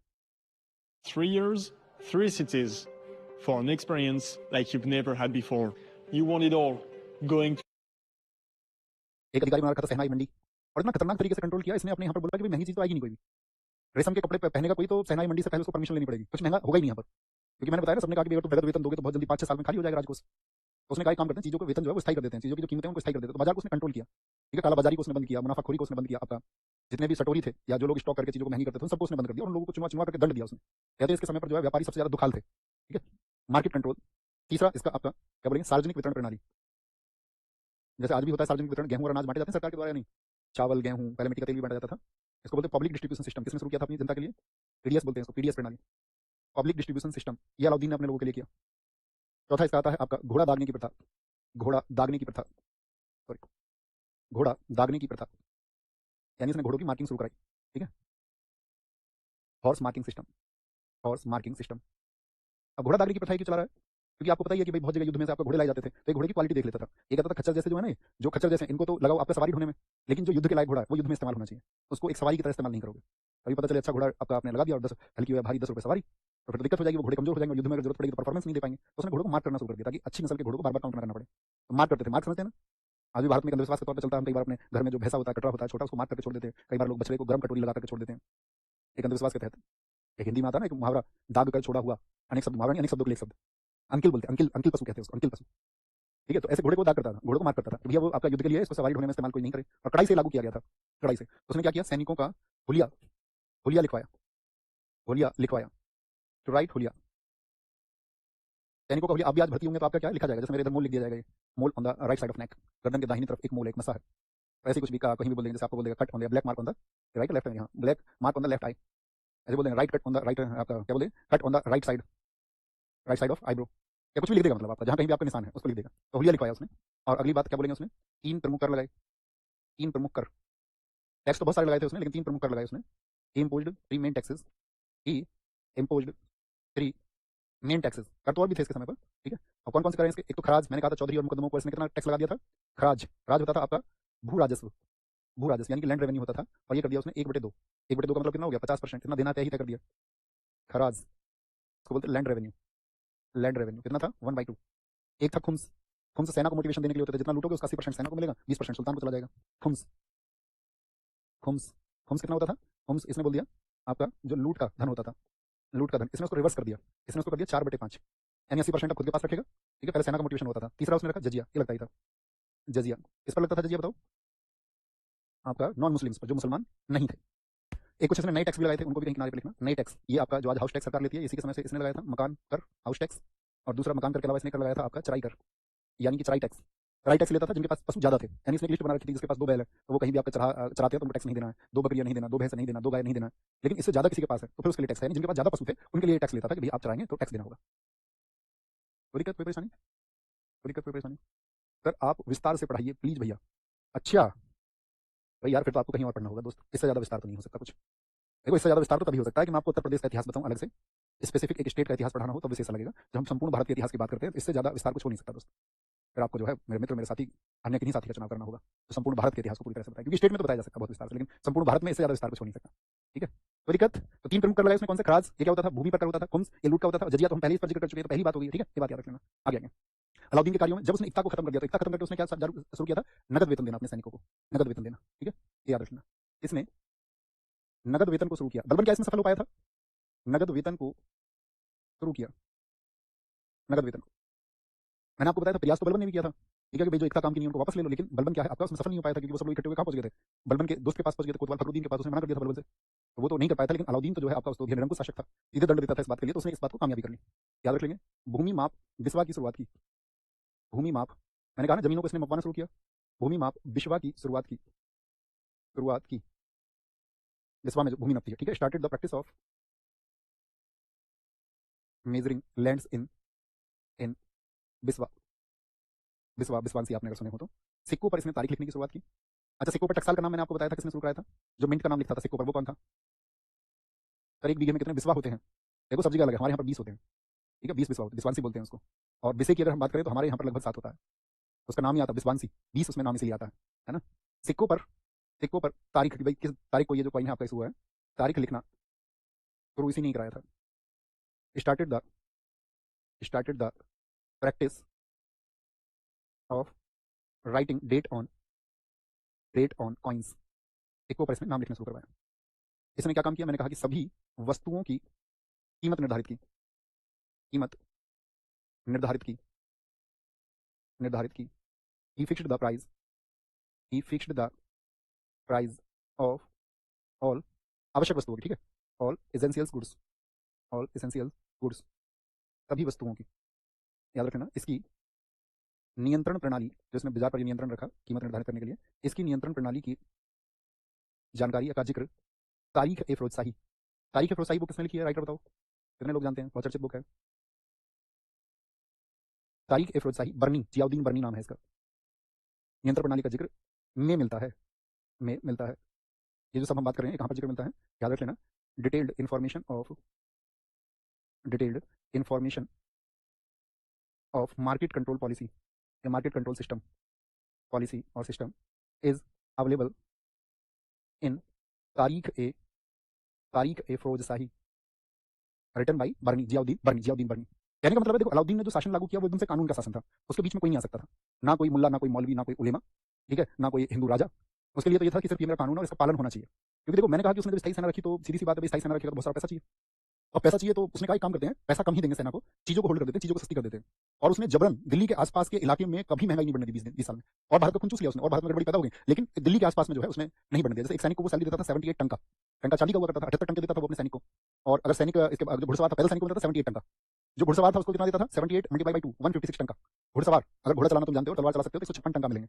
अगर आपके पास अपना घोड़ा भी है तो 78 टन के और ले लो, आपके पास 2 घोड़े और हैं तो उसका भी 78 टन का ले लो, मतलब हर घोड़े का 78 टन का मिलेगा। अगर आपने 10 घोड़े पाल रखे हैं तो 78 मल्टीप्लाई बाई 10 ये ले लो। तो उसने हर चीज का एक सिस्टम बना दिया। अब आप सोचेंगे 78 टन का में उसने जो कंट्रोल किया, तो उस समय पर आप ऐसे समझिए कि जियाउद्दीन बर्नी ने लिखा है कि उस समय जो खूबसूरत गुलाम लड़की थी उनकी कीमत बाजार में 4 से 5 टन का हुआ करती थी। और आपका जो अलाउद्दीन खिलजी के सेनापति थे वो उस समय की नीतियों से इतने खुश थे कि वो अपने परिवार का पालन पोषण, और जिनके परिवार नहीं थे वो कई स्त्रियों के साथ अपना जीवन यापन कर सकते थे। इस तरह उसने वर्णन किया और उस समय की स्थिति को एक्सप्लेन किया कि उसके समय पर कीमतें नहीं बढ़ी और स्थायी रहने दी। और अगर कोई, मैंने कहा उसने गुप्तचर लगा दिए, और मैंने कल भी आपको बताया था उसका जो स्पाई सिस्टम था सबसे मजबूत, उसके ताकतवर होने के पीछे सबसे बड़ा कारण यही है, उसका स्पाई सिस्टम बहुत मजबूत था। उसको खबर मिल जाती थी, बुलाता था, भैया आओ इधर, तुमने कल कुछ थोड़ा फालतू रेट लगा दिया था। जैसे गांव में नहीं होते दुकान खोल लेते हैं, गाँव की दुकान देखिए तुमने शहर से दूर होती है, वो अपने हिसाब से रेट रख लेते हैं। बतासे आए होंगे मार्केट में 70 रुपए किलो, वो दे देंगे गाँव में 10 रुपए किलो बतासे, कोई रेट ही नहीं है। चीनी मार्केट में कुछ आ रही है, उनका एक ही रेट है 60 रुपए किलो। ठीक है ना, इसने मतलब फिक्स कर दिया था, कोई दिक्कत। यहाँ पे एक तो मैंने बता दिया नगर वेतन हो गया आपका, शराब और मादक पदार्थों पर रोक लगा दी। थम्स अप करो, ये हमने कल भी आपको बताया था, मादक पदार्थों पर रोक लगा दी। मादक पदार्थ का मतलब होता है नशे की कोई भी चीज हो, क्योंकि अलाउद्दीन मुल्क ने कहा था कि शराब पीनी तुझे बंद करनी है, उसने खुद भी शराब बंद कर दी और साथ में उस पर भी रोक लगा दी। मैंने कहा बधाई गेट पर शराब कर दी गई, लेकिन बहुत समय के बाद अलाउद्दीन खिलजी को इसमें बदलाव करना पड़ा था। उसको पता था रोके जाने की चीज नहीं है। इसने अपने सुल्तान जो इसके खिलाफ विद्रोह कर सकते थे, दिल्ली के अमीर लोग, उनको कंट्रोल ऐसे किया कि भैया तुम पार्टी नहीं करोगे, पार्टी में शराब तो बिल्कुल नहीं चलेगी, तुम घर घर के दावत कर सकते हो, बस घर घर के लोग, बाहर के किसी व्यक्ति को अपनी पार्टी नहीं बुला सकते, कभी कल को तुम गठबंधन कर लो, कुछ आपस में जितने भी अमीर है वो शादी नहीं कर सकते। पता चली तुम रिश्तेदारी बना लेते हो, फिर तुम आपका ब्याह शादी के मुकाबले, फंक्शन के मुकाबले मिलते हो, फिर कानाफूसी करते हो राजा के खिलाफ। मतलब उसने इतना कड़ाई से शासन किया कि हर एक चीज पर उसने रोक लगाई। कहते अलाउद्दीन खिलजी के समय समझो हर चीज जो है परमिशन की थी, और लोग इतना डरते थे उसके गुप्तचर जो इतने स्पाई घूमते रहते थे। मैंने कहा था ना उतना बरीद खतरनाक नहीं था जितना मुन्ही भेदिया खतरनाक था। मुन्ही पता ही नहीं था कौन था, किसी को भी चुपचाप मुन्ही बना लेते थे। अब पता चले कोई अमीर सरदार है अपने घर में चर्चा कर रहा है, पता चला उसकी घरवाली जो है वो सुल्तान की मुन्नी है, मुन्नी नहीं मुन्ही, भेदी, जो राज बता दे जाकर के। या तो उसके समय पर हजारों दिल्ली के आसपास भेदी थे जो चुपचाप खबरों को उसके पास तक पहुंचाते थे, और वो बुला लेता था, हाँ जी भाई साहब कल अपने घर में क्या बात कर रहे थे आप अपनी घरवाली से, देखता होगा दीवारों को, कैमरे वैमरे तो थे नहीं उस टाइम पे। बोलो जी मैं क्या बात करूंगा, मेरा क्या मतलब सुल्तान। वो बता देता होगा एक सेंटेंस, बेटा ऐसा नहीं बोल रहे थे तुम। अब वो समझता होगा यार हम 3 लोग मौजूद थे या 4 लोग मौजूद थे, पता नहीं कौन एक भेदी है। तो मतलब उसके समय पे इतना डर था। लोग ये कहते हैं कि उस समय के जो अमीर है ना वो इशारों में बात किया करते थे, इशारों में, शब्दों में तो कोई बात ही नहीं करता था उस टाइम पे कि मुंह से कुछ शब्द निकाले, इशारों में बात करते थे, कुछ कोड्स बना रखे थे लोगों ने। ठीक है। यहाँ पे लिखेंगे, क्या बोलेंगे, बैंड एल्कोहल, एल्कोहल एंड मादक पदार्थों को हम क्या बोल सकते हैं, जितना भी मतलब नशीला पदार्थ है तो उसको बोल सकते हैं intoxicants, intoxicants, band alcohol and intoxicants. फिर बाद में इसने इसमें बदलाव किया था, फिर इसने एक नियम बनाया था कि ठीक है तुमको अगर शराब वगैरह पीनी है तो दिल्ली से दूर चले जाया करो, ठीक है। जैसे दुबई में नियम है, दुबई में, ठीक है, दुबई के कुछ टापू है ना वहाँ पर, तो कुछ टापू ऐसे जहाँ पर आप शराब नहीं पी सकते, जैसे शारजाह एक टापू है, वहाँ जाके चले जाओ, उधर जाना है तो। मुझसे मत पूछने लगना, बोले भैया तुम्हें कैसे पता, मैं नहीं गया हूँ दुबई, मैं तो थोड़ा सुनता रहता हूँ, देखता रहता हूँ, तो मुझे पता है। कभी सोचा जी तुम क्या उधर जाके दुबई में जाके दो तुमने लगा लिया क्या, है ना। शराब और मादक पदार्थों पर उसने रोक लगा ली। इसने डाक प्रथा शुरू की, कभी भी पूछे आपसे कि सल्तनत काल में डाक प्रथा किसने शुरू की थी, शुरू की, इसने डाक प्रथा शुरू की। He started the postal system, he started the postal system. इसके टाइम पे भी होता था बीपीएम, ब्रांच पोस्ट मास्टर, वही बनते हैं एसएससी सीजीएल वगैरह से, ठीक है। याद रखना। अगली बात, भूमि की माप के लिए, भूमि की माप के लिए मुकद्दम और चौधरी जो इसने कंट्रोल किया, उनके लिए एक आदेश जारी किया था इसने, जबिता आदेश जारी किया, जबिता आदेश जारी किया कि अगर चौधरी या मुकद्दम सही तरीके से 50% ना टैक्स दे तो उनकी जमीन को जब्त कर लिया जाए, जबिता आदेश, ठीक है। ही इशूड जबिता, जबिता order to measurement of land, to measuring the land, ये भी लिख सकते हैं, ठीक है। कोई दिक्कत, तो उपज का कितना हिस्सा उसने तय किया था इसी जबिता आदेश से, आधा हिस्सा तय किया, ठीक है। ये बात याद रखेंगे, कोई दिक्कत तो नहीं इस बात में, अच्छा ठीक। तो इसमें अगली बात आती है, कुछ डिपार्टमेंट्स उसने बनाए हर एक विभाग के लिए। अलाउद्दीन खिलजी के समय के कुछ विभाग हैं, कुछ डिपार्टमेंट हैं जो आपको पता होने चाहिए, सम डिपार्टमेंट्स। कौन से डिपार्टमेंट थे, तो फाइनेंस को देखने के लिए कौन था आपका, जो वित्त विभाग था उसको क्या बोलते थे, इसके समय पर जो फाइनेंस डिपार्टमेंट था, फाइनेंस को क्या बोला जाता था, फाइनेंस डिपार्टमेंट को।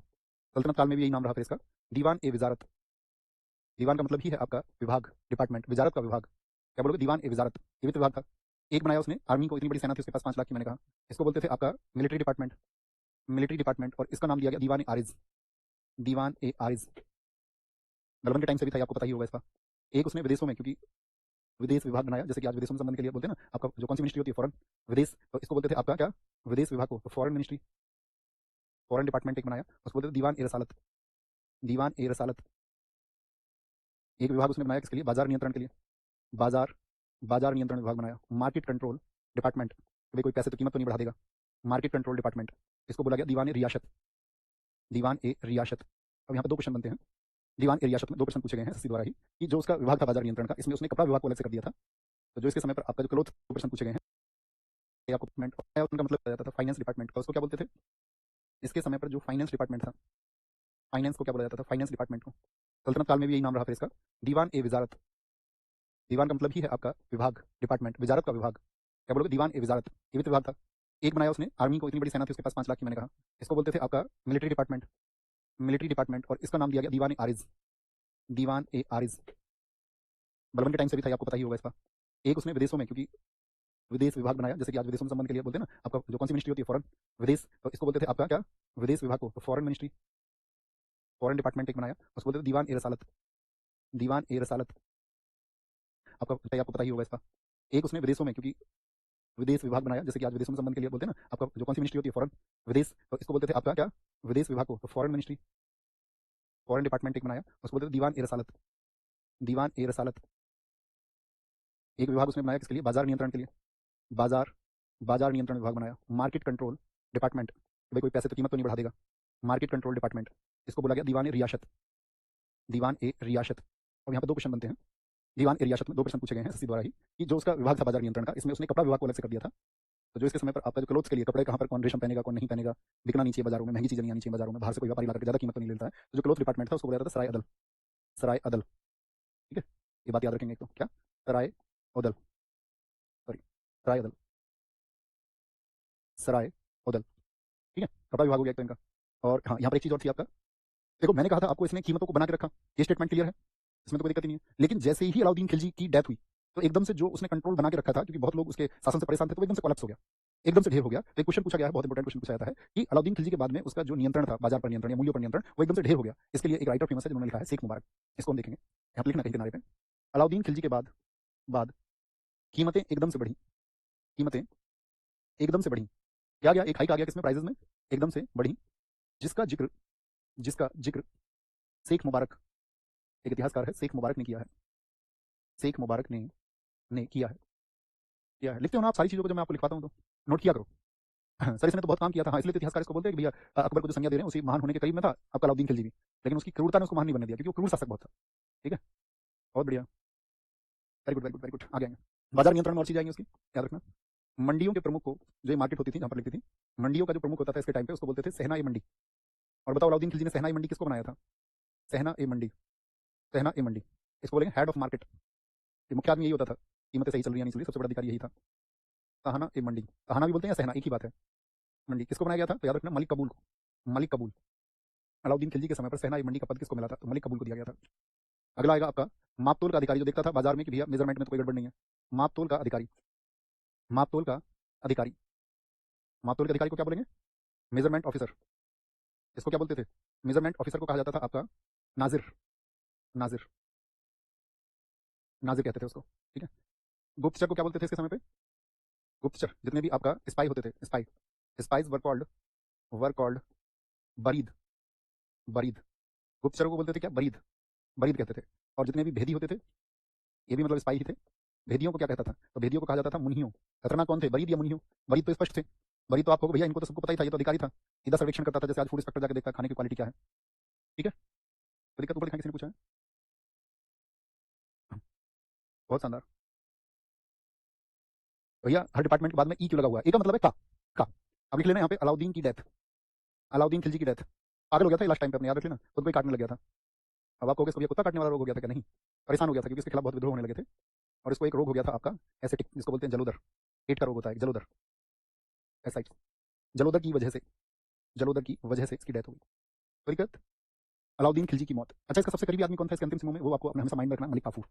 क्योंकि मलिक काफूर ने जब देखा कि भाई ये तो आपका बहुत बीमार चल रहा है और अभी इसकी डिसीजन जो मेकिंग पावर है वो नहीं बची है, यानी अभी अच्छा निर्णय नहीं ले सकता है, तो उसने धीरे धीरे क्या किया? शक्ति को अपने कंट्रोल में करना शुरू कर दिया।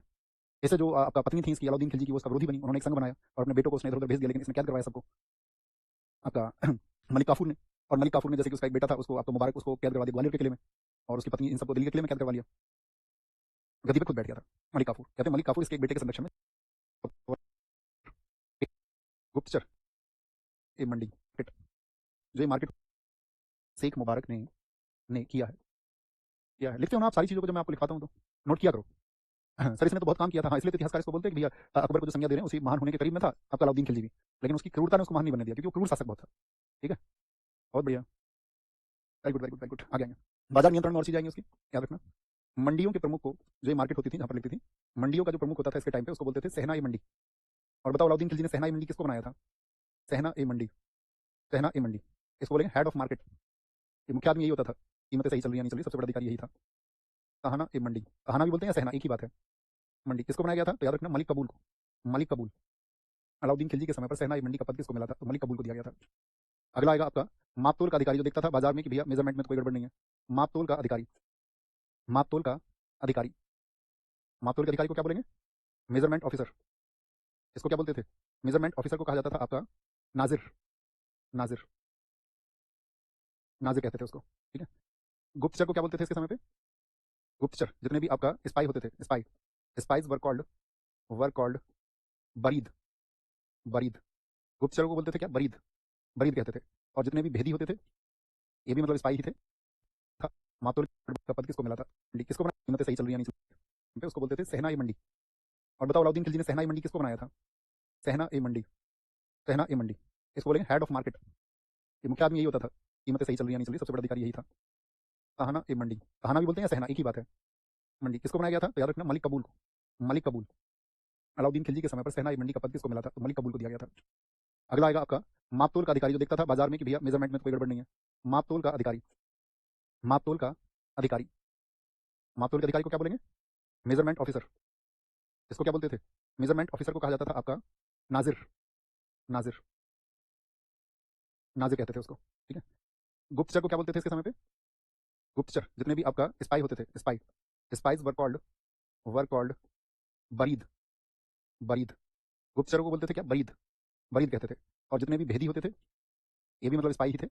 भेदियों को क्या कहता था? तो भेदियों को कहा जाता था मुनियों। खतरनाक कौन थे? बरीद या मुनियों? बरीद तो स्पष्ट थे, बरीद तो आपको भैया इनको तो सबको पता ही था, ये तो अधिकारी था, सीधा सर्वेक्षण करता था, जैसे आज फूड इंस्पेक्टर जाकर देखता है खाने की क्वालिटी क्या है, ठीक है। तो दिक्कत ऊपर लिखा, किसी ने पूछा है? बहुत शानदार भैया। हर डिपार्टमेंट के बाद में ई क्यों लगा हुआ है? ए का मतलब है का। अब लिख लेना यहाँ पे अलाउद्दीन की डेथ, अलाउद्दीन खिलजी की डेथ। पागल हो गया था लास्ट टाइम पे, अपने याद रख लेना, खुद को ही काटने लग गया था। अब आपको भैया कुत्ता काटने वाला रोग हो गया था क्या? नहीं, परेशान हो गया था क्योंकि इसके खिलाफ बहुत विद्रोह होने लगे थे। और इसको एक रोग हो गया था आपका एसिटिक, जिसको बोलते हैं जलोदर, पेट का रोग होता है जलोदर, एसाइटिस। जलोदर की वजह से, जलोदर की वजह से इसकी डेथ हो गई। कोई दिक्कत? अलाउद्दीन खिलजी की मौत। अच्छा, इसका सबसे करीबी आदमी कौन था इसके अंतिम समय में, वो आपको अपने हमेशा माइंड में रखना, मलिक काफूर। क्योंकि मलिक काफूर ने जब देखा कि भाई ये तो आपका बहुत बीमार चल रहा है और अभी इसकी डिसीजन जो मेकिंग पावर है वो नहीं बची है, यानी अभी अच्छे निर्णय नहीं ले सकता है, तो उसने धीरे धीरे क्या किया, शक्ति को अपने कंट्रोल में करना शुरू कर दिया। इससे जो आपका पत्नी थी इसकी अलाउद्दीन खिलजी की, वो उसका विरोधी बनी, उन्होंने एक संघ बनाया और अपने बेटों को उसने इधर उधर भेज दिया, लेकिन इसने कैद करवाया सबको आपका मलिक काफूर ने। और मलिक काफूर ने जैसे कि उसका एक बेटा था उसको आपका मुबारक उसको कैद करवा दिया ग्वालियर के किले में, और उसकी पत्नी इन सबको दिल्ली के किले में कैद करवा लिया। गद्दी पे खुद बैठ गया था मलिक काफूर। कहते हैं मलिक काफूर इसके एक बेटे के संरक्षण में 36 दिन तक दिल्ली की गद्दी पर बैठा रहा। अब यहाँ पर कुछ चीजें आएंगी, वो तो मैं कल बताऊंगा अलाउद्दीन खिलजी के वंशज कैसे हैं, उसके बाद में शासन कैसे चला। अभी कुछ चीजें लिखने की बात है यहाँ पर। अलाउद्दीन के निर्माण कार्य, अलाउद्दीन के निर्माण कार्य, उसने क्या क्या बनवाया है, निर्माण कार्य सबसे इंपॉर्टेंट तो वही आता, मंगोल आक्रमण से बचने के लिए उसने क्या बनवाया, निर्माण कार्य, ठीक है। Construction works of Alauddin Khilji. सबसे पहले तो लिखेंगे सीरी फोर्ट, सीरी का किला, ये सब इसने कहाँ बनवाया, दिल्ली में बनवाई इसने इमारतें सारी। सीरी फोर्ट उसने क्यों बनवाया था बताओ, ये उसकी क्या थी, एक सैनिक छावनी थी और इसी को उसने कैपिटल भी बनाया था, यानी उसकी एक सोल्जर गैरिशन थी, सोल्जर गैरिशन, इसलिए बनवाया था सीरी का किला उसने दिल्ली में, मंगोल आक्रमण से बचने के लिए। भैया ये बार बार दिल्ली ना आए, इसलिए दिल्ली से बराबर में बीच में ही, मतलब मंगोल और दिल्ली के बीच में सीरी का किला दिल्ली के बॉर्डर पर बनवाया, मंगोल आक्रमण के लिए नहीं, मंगोल आक्रमण से बचने के लिए, मंगोल आक्रमण से बचाव हेतु इसका निर्माण करवाया उसने, सीरी का किला, बहुत इंपॉर्टेंट है। दूसरा उसका नाम आता है आपका हजार खंबा महल, ये भी दिल्ली में ही है, हजार खंबों पर हजार खंबा महल। अब इनके फोटो देख लिया करो है ना, अगर देखना हो आपको तो, क्योंकि जब पीडीएफ से पढ़ाते हैं तो फिर तो इमेज वगैरह सब लगा के पढ़ाते हैं, लेकिन जब हाथ से लेकर पढ़ाते हैं तो उसमें यही दिक्कत है। एक बनी थी इसके समय पे जमात खाना मस्जिद, जो इसके बेटे ने बनवाई थी, अलाउद्दीन खिलजी ने नहीं बनवाई थी, इसके बेटे किसने बनवाई थी, लिख लेना इसको, खिज्र खान ने बनवाई, इसके समय पर ही है, खिज्र खान ने बनवाई, खिज्र खान ने बनवाई। हौज ए अलाई बनवाया इसने, हौज ए अलाई, दिल्ली में आज आप देखते होंगे हौज खास, हौज ए अलाई, जिसको हम हौज खास भी बोलेंगे, हौज खास, हौज खास किसने बनवाया, ये लिख लोगे ना, ऐसे लिखा जाएगा, तो जमात खाना मस्जिद भी बोलते हैं, जमात खाना मस्जिद, जमात खाना मॉस्क बोल दें, मस्जिद बोल दें की बात है। हजार खंबा महल, उसको हजार खंबा ही बोलेंगे। एक लिखना इसको अलाई दरवाजा, अलाई दरवाजा किसने बनवाया, ठीक है, अलाई दरवाजा, हौज खास, अलाई दरवाजा। अलाई दरवाजा क्या है, जो कुव्वतुल इस्लाम मस्जिद है, कुव्वतुल इस्लाम मस्जिद किसने बनवाई, आपको भी ऐबक ने बनवाया था। कुव्वतुल इस्लाम का साउथ गेट है, दक्षिण दरवाजा है, south gate of Quwwatul Islam mosque. Alai Darwaza हो गया, हौज अलाई हो गया, ठीक है, आपका हौज खास हो गया, और जमैयत खान हो गया, हाँ हजार खंबा, ये इसके प्रमुख कार्य हैं, यही अलाउद्दीन खिलजी के प्रमुख कार्य हैं, ठीक है, बहुत बढ़िया। तो आज का टॉपिक हमारा ओवर हुआ अलाउद्दीन खिलजी, कल के टॉपिक में हम समझेंगे अलाउद्दीन खिलजी के बाद में जो शासक आए। और बहुत ध्यान से नोट्स बनाया करो भाई, प्लीज, रिक्वेस्ट है मेरी, बनाते भी होगे तुम, इतना उम्मीद मैं करूंगा, है ना, क्योंकि जो मेरा सेल्फ एनालिसिस है, मेरा खुद का जो विश्लेषण है, मैं सिर्फ इस बात का प्रॉमिस कर सकता हूँ कि इससे बेहतरीन शायद कुछ हो नहीं सकता। आप चाहे जो भी एग्जाम देना, आप शायद एग्जाम के बाद में महसूस कर पाएंगे, और आप खुद ही शायद इसको सजेस्ट करेंगे, और मतलब कोई कमी उसमें है नहीं, है ना, तो वो महसूस भी किया करो। अलाउद्दीन खिलजी ने सीरी किस लिए बनाया, गैरिशन अपने सैनिकों के लिए बनाया था, ठीक है, ताकि मंगोल आक्रमण से बचाव हो सके। शासक जो कुव्वतुल इस्लाम में वाजपेयी बोलेंगे, बहुत मंगोल आक्रमण से में ही मतलब उसने दिल्ली में, तो पर कुछ चीजें आएंगी, वो तो मैं कल गद्दी पे खुद क्या जब वही, ठीक है, क्या बोलेंगे, मेजरमेंट ऑफिसर, इसको क्या बोलते थे, मेजरमेंट ऑफिसर को कहा जाता था आपका नाजिर, नाजिर, नाजिर कहते थे उसको, ठीक है। गुप्तचर को क्या बोलते थे इसके समय पे, गुप्तचर जितने भी आपका स्पाई होते थे, स्पाई, स्पाइज वर कॉल्ड बरीद, बरीद, गुप्तचरों को बोलते थे क्या, बरीद, बरीद कहते थे। और जितने भी भेदी होते थे, ये भी मतलब स्पाई ही थे, भेदियों को क्या कहता था, तो भेदियों को कहा जाता था मुनियों। खतरनाक कौन थे, बरीद या मुनियों, बरीद तो स्पष्ट थे, बरीद तो आपको भैया इनको तो सबको पता ही था, ये तो अधिकारी था, सीधा सर्वेक्षण करता था, जैसे आज फूड इंस्पेक्टर जाके देखता खाने की क्वालिटी क्या है, ठीक है। तो दिक्कत ऊपर दिखाई, किसी ने पूछा है, बहुत शानदार भैया, हर डिपार्टमेंट बाद में ई क्यों लगा हुआ है, ए का मतलब है का। अब लिख लेना यहाँ पे अलाउद्दीन की डेथ, अलाउद्दीन खिलजी की डेथ, पागल हो गया था लास्ट टाइम पे अपने, याद रख लेना, वो तो कोई काटने लग गया था। अब आपको इसको कुत्ता काटने वाला रोग हो गया था क्या, नहीं, परेशान हो गया था क्योंकि इसके खिलाफ बहुत विद्रोह होने लगे थे, और इसको एक रोग हो गया था आपका एसिटिक, जिसको बोलते हैं जलोदर, पेट का रोग होता है जलोदर, एसाइट, जलोदर की वजह से, जलोदर की वजह से इसकी डेथ हुई। तो दिक्कत अलाउद्दीन खिलजी की मौत। अच्छा, इसका सबसे करीबी आदमी कौन था इसके अंतिम समय में, वो आपको अपने हमेशा माइंड में रखना, मलिक काफूर। क्योंकि मलिक काफूर ने जब देखा कि भाई ये तो आपका बहुत बीमार चल रहा है और अभी इसकी डिसीजन जो मेकिंग पावर है वो नहीं बची है, यानी अभी अच्छे निर्णय नहीं ले सकता है, तो उसने धीरे धीरे क्या किया, शक्ति को अपने कंट्रोल में करना शुरू कर दिया। इससे जो आपका पत्नी थी इसकी अलाउद्दीन खिलजी की, वो उसका विरोधी बनी, उन्होंने एक संघ बनाया और अपने बेटों को उसने इधर उधर भेज दिया, लेकिन इसने कैद करवाया सबको आपका मलिक काफूर ने। और मलिक काफूर ने जैसे कि उसका एक बेटा था उसको आपका मुबारक उसको कैद करवा दिया ग्वालियर के किले में, और उसकी पत्नी को अपने हमेशा की डेथ, पागल लगा हुआ है, एक का मतलब है का। अब लिख लेना यहाँ पे अलाउद्दीन की डेथ, अलाउद्दीन खिलजी की डेथ, पागल हो गया था लास्ट टाइम पे अपने, याद रख लेना, वो तो कोई काटने लग गया था। अब आपको इसको कुत्ता काटने वाला रोग हो गया था क्या, नहीं, परेशान हो गया था क्योंकि इसके खिलाफ बहुत विद्रोह होने लगे थे, और इसको एक रोग हो गया था आपका एसिटिक, जिसको बोलते हैं जलोदर, पेट का रोग होता है जलोदर, एसाइट, जलोदर की वजह से, जलोदर की वजह से इसकी डेथ हो गई। तो दिक्कत अलाउद्दीन खिलजी की मौत। अच्छा, इसका सबसे करीबी आदमी कौन था इसके अंतिम समय में, वो आपको अपने हमेशा माइंड में रखना, मलिक काफूर। क्योंकि मलिक काफूर ने जब देखा कि भाई ये तो आपका बहुत बीमार चल रहा है और अभी इसकी डिसीजन जो मेकिंग पावर है वो नहीं बची है, यानी अभी अच्छा निर्णय नहीं ले सकता है, तो उसने धीरे धीरे क्या किया, शक्ति को अपने कंट्रोल में करना शुरू कर दिया। ऐसे जो आपका पत्नी थी इसकी अलाउद्दीन खिलजी की, वो उसका विरोधी बनी, उन्होंने एक संघ बनाया और अपने बेटों को उसने इधर उधर भेज दिया, लेकिन इसने कैद करवाया सबको आपका मलिक काफूर ने। और मलिक काफूर ने जैसे कि उसका एक बेटा था उसको आपका मुबारक, उसको कैद करवा दिया ग्वालियर के किले में, और उसकी पत्नी इन सबको दिल्ली के किले में कैद करवा लिया। गद्दी पे खुद बैठ गया था मलिक काफूर। कहते हैं मलिक काफूर इसके एक बेटे के संरक्षण में 36 दिन तक दिल्ली की गद्दी पर बैठा रहा। तो यहाँ पर कुछ चीजें आएंगी, वो तो मैं कल बताऊंगा अलाउद्दीन खिलजी के वंशज कैसे हैं, उसके बाद में शासन कैसे चला। अभी कुछ चीजें लिखने की बात है यहाँ पर। अलाउद्दीन के निर्माण कार्य, अलाउद्दीन के निर्माण कार्य, उसने क्या क्या बनवाया है, निर्माण कार्य सबसे इंपॉर्टेंट तो वही आता, मंगोल आक्रमण से बचने के लिए उसने क्या बनवाया, निर्माण कार्य, ठीक है। Construction works of Alauddin Khilji. सबसे पहले तो लिखेंगे सीरी फोर्ट, सीरी का किला, ये सब इसने कहाँ बनवाई, दिल्ली में बनवाई इसने इमारतें सारी। सीरी फोर्ट उसने क्यों बनवाया था बताओ, ये उसकी क्या थी, एक सैनिक छावनी थी और इसी को उसने कैपिटल भी बनाया था, यानी उसकी एक सोल्जर गैरिशन थी, सोल्जर गैरिशन, इसलिए बनवाया था सीरी का किला उसने दिल्ली में, मंगोल आक्रमण से बचने के लिए। भैया ये बार बार दिल्ली में आए, इसलिए दिल्ली से बराबर में बीच में ही, मतलब मंगोल और दिल्ली के बीच में सीरी का किला दिल्ली के बॉर्डर पर बनवाया, मंगोल आक्रमण के लिए नहीं, मंगोल आक्रमण से बचने के लिए, मंगोल आक्रमण से बचाव हेतु इसका निर्माण करवाया उसने, सीरी का किला, बहुत इंपॉर्टेंट है। दूसरा उसका नाम आता है आपका हजार खंबा महल, ये भी दिल्ली में ही है, हजार खंबों पर हजार खंबा महल। अब इनके फोटो देख लिया करो ना, अगर देखना हो आपको तो, क्योंकि जब पीडीएफ से पढ़ाते हैं तो फिर तो इमेज वगैरह सब लगा के पढ़ाते हैं, लेकिन जब हाथ से लेकर पढ़ाते हैं तो उसमें यही दिक्कत है। एक बनी थी इसके समय पे जमात खाना मस्जिद, जो इसके बेटे ने बनवाई थी, अलाउद्दीन खिलजी ने नहीं बनवाई थी, इसके बेटे किसने बनवाई थी, देख लेना इसको, खिजर खान ने बनवाई, इसके समय पर ही है, खिजर खान ने बनवाई, खिजर खान ने बनवाई। हौज ए अलाई बनवाया इसने, हौज ए अलाई, दिल्ली में आज आप देखते होंगे हौज खास, हौज ए अलाई, जिसको हम हौज खास भी बोलेंगे, हौज खास, हौज खास किसने बनवाया, ये लिख लोगे ना, ऐसे लिखा जाएगा, तो जमात खाना मस्जिद भी बोलते हैं, जमात खाना मस्जिद, जमात खाना मॉस्क बोल दें, मस्जिद बोल दें की बात है। हजार खंबा महल, उसको हजार खंबा ही बोलेंगे। एक लिखना इसको अलाई दरवाजा, अलाई दरवाजा किसने बनवाया, ठीक है, अलाई दरवाजा, हौज खास, अलाई दरवाजा, अलाई दरवाजा क्या है, जो कुव्वत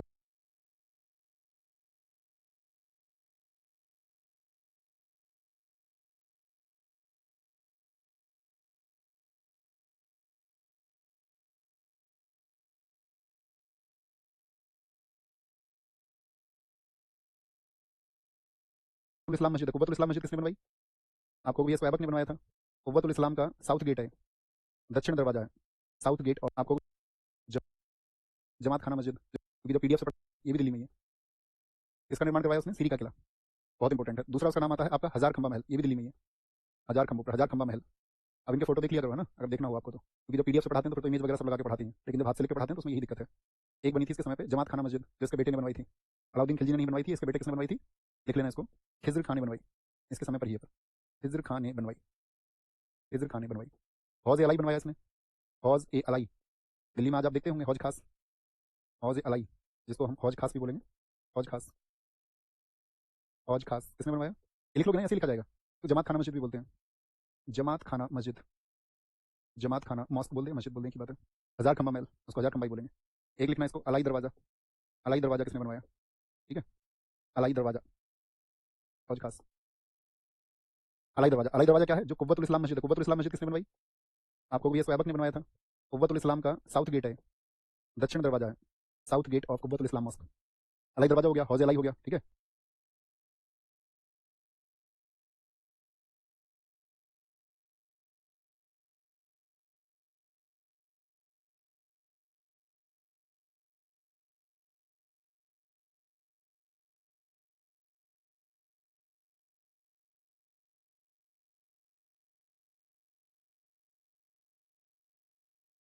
और हजार खंबा महल, अब इनके फोटो देख लिया करो ना, अगर देखना हो आप, मस्जिद जो इसके बेटे ने बनवाई थी, अलाउद्दीन खिलजी ने नहीं बनवाई थी, इसके बेटे किसने बनवाई थी, लिख लेना इसको, खिजर खान ने बनवाई, इसके समय पर ही है, खिजर खान ने बनवाई, खिजर खान ने बनवाई।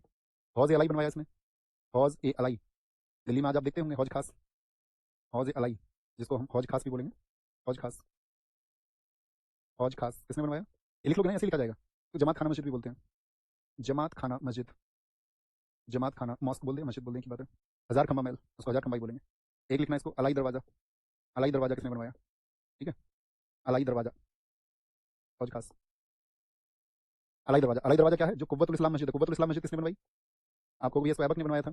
कुव्वतुल इस्लाम का साउथ गेट है, दक्षिण दरवाजा है, south gate of Quwwatul Islam mosque, Alai Darwaza हो गया, हौज अलाई हो गया, ठीक है, आपका हौज खास हो गया, और जमैयत खान हो गया, हाँ हजार खंबा, ये इसके प्रमुख कार्य हैं, यही अलाउद्दीन खिलजी के प्रमुख कार्य हैं, ठीक है, बहुत बढ़िया। तो आज का टॉपिक हमारा ओवर हुआ अलाउद्दीन खिलजी। कल के टॉपिक में हम समझेंगे अलाउद्दीन खिलजी के बाद में जो शासक आए। और बहुत ध्यान से नोट्स बनाया करो भाई, प्लीज रिक्वेस्ट है मेरी, बनाते भी होगे तुम, इतना उम्मीद मैं करूंगा, है ना? क्योंकि जो मेरा सेल्फ एनालिसिस है, मेरा खुद का जो विश्लेषण है, मैं सिर्फ इस बात का प्रॉमिस कर सकता हूँ कि इससे बेहतरीन शायद कुछ हो नहीं सकता। आप चाहे जो भी एग्जाम देना, आप शायद एग्जाम के बाद में महसूस कर पाएंगे और आप खुद ही शायद इसको सजेस्ट करेंगे, और मतलब कोई कमी उसमें है नहीं, है ना? तो वो महसूस भी किया करो।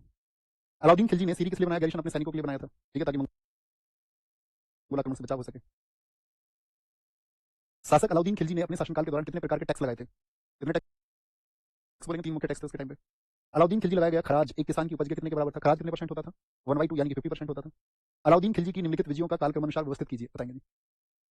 हमें जेई और नीट में सिलेक्शन चाहिए और सिलेक्शन वाले बच्चे को फीस कम चाहिए।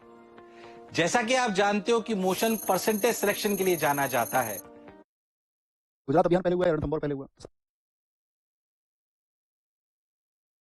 सबसे पहले तो गुजरात हुआ था, 2 से देख लीजिए मिलान करके, 2 1 4 3 हो जाएगा। वारंगल तो सबसे बाद का है, चित्तौड़ 1303 हो गया, ठीक है। आपका गुजरात 97 हो गया।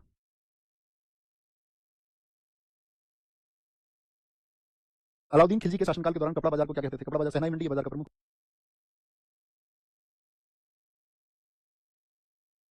होता था, मुनियन भेदी होते थे, राय अदल कहा जाता था।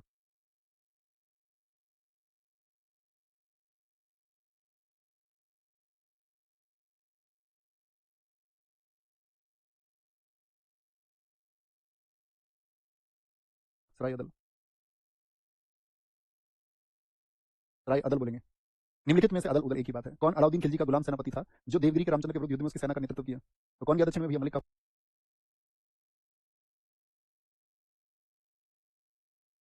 हो गया। निम्नलिखित में से अलाउद्दीन खिलजी का दरबारी कवि जिसने प्रसिद्ध कविता हस्तबिहस्त लिखी, इसको नोट कर लेना।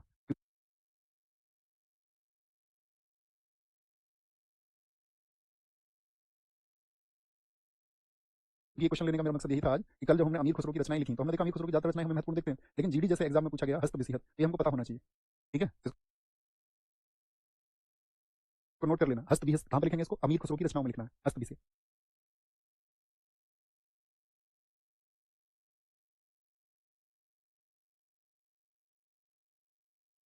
ठीक है।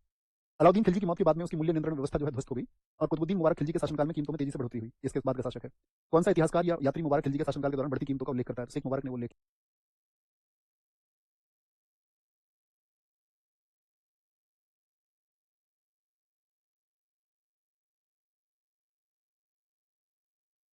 किया। अलाउद्दीन खिलजी ने किसका निर्माण नहीं किया था? टिहरी का किला बनवाया, हाँ जी। अलाई दरवाजा बनवाया, हौज अलाई बनवाया, हाँ जी। जमायत खाना मस्जिद उसके बेटे किसने बनवाई है? खिजर खान ने। राजस्थान पर अलाउद्दीन के आक्रमणों का सही कालानुक्रम क्या है? तो क्या बोलेंगे? पहले रणथंभौर हो गया 1297, चित्तौड़ हो गया 1303 और जालौर हो गया 1311।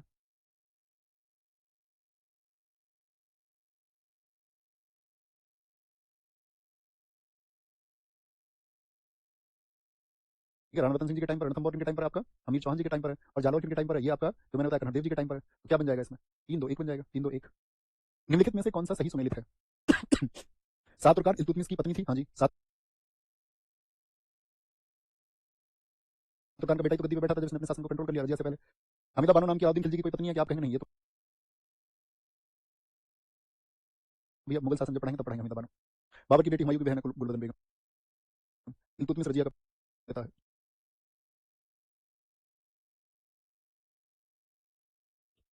अलाउद्दीन खिलजी के शासनकाल की अवधि क्या है? तो क्या बोलोगे? 1296 से 1316 है। ऐसा हो सकता है साथी आपको शायद मेरी आवाज जो है क्लास में थोड़ा आज कम सुनाई दी हो, ठीक है? थोड़ा तबियत का इशू है तो उस वजह से थोड़ा मैं धीमे बोलूंगा, ठीक है? मैं बीच में बोलता तो आप लोग कहते रहते हो उस बात को, इसलिए मैं आपको बता रहा हूँ। थोड़ा सा अगर कुछ परेशानी हुई हो तो उसके लिए रियली सॉरी। निम्नलिखित में से किसने दाग घोड़ों की ब्रांडिंग प्रणाली को अपनाया और हुलिया सैनिकों की जो सूची बनाई? अलाउद्दीन खिलजी ने बनाई है। निम्नलिखित में से किस सुल्तान ने साम्राज्य की सीमाओं की सुरक्षा हेतु एक विशेष सेना को नियुक्त किया? विशेष सेना को साम्राज्य की रक्षा अलाउद्दीन खिलजी ने की, ठीक है? सीरी का किला बना करके। निम्नलिखित में से किस सुल्तान ने बाजार को नियंत्रित करने के लिए बरीद खुफिया अधिकारी और मुनिहन यानी कि जो गुप्तचर थे जैसे अधिकारियों की नियुक्ति की? कौन है? अलाउद्दीन खिलजी। अभी रिसेंट में पूछा गया 2024 में। उस सुल्तान की पहचान कीजिए जिसने काजी की सलाह पर शरीयत को कार्यान्वित करने से, मैंने कहा दिया ना, शरीयत मुल्ला मौलवी किसी की नहीं सुनता था अलाउद्दीन खिलजी, उससे कोई मतलब नहीं था। गयासुद्दीन तुगलक, ये हमारा टॉपिक रहेगा। साथ ही आपका होमवर्क आप लोगों के लिए है, रिसर्च का विषय है ये, क्योंकि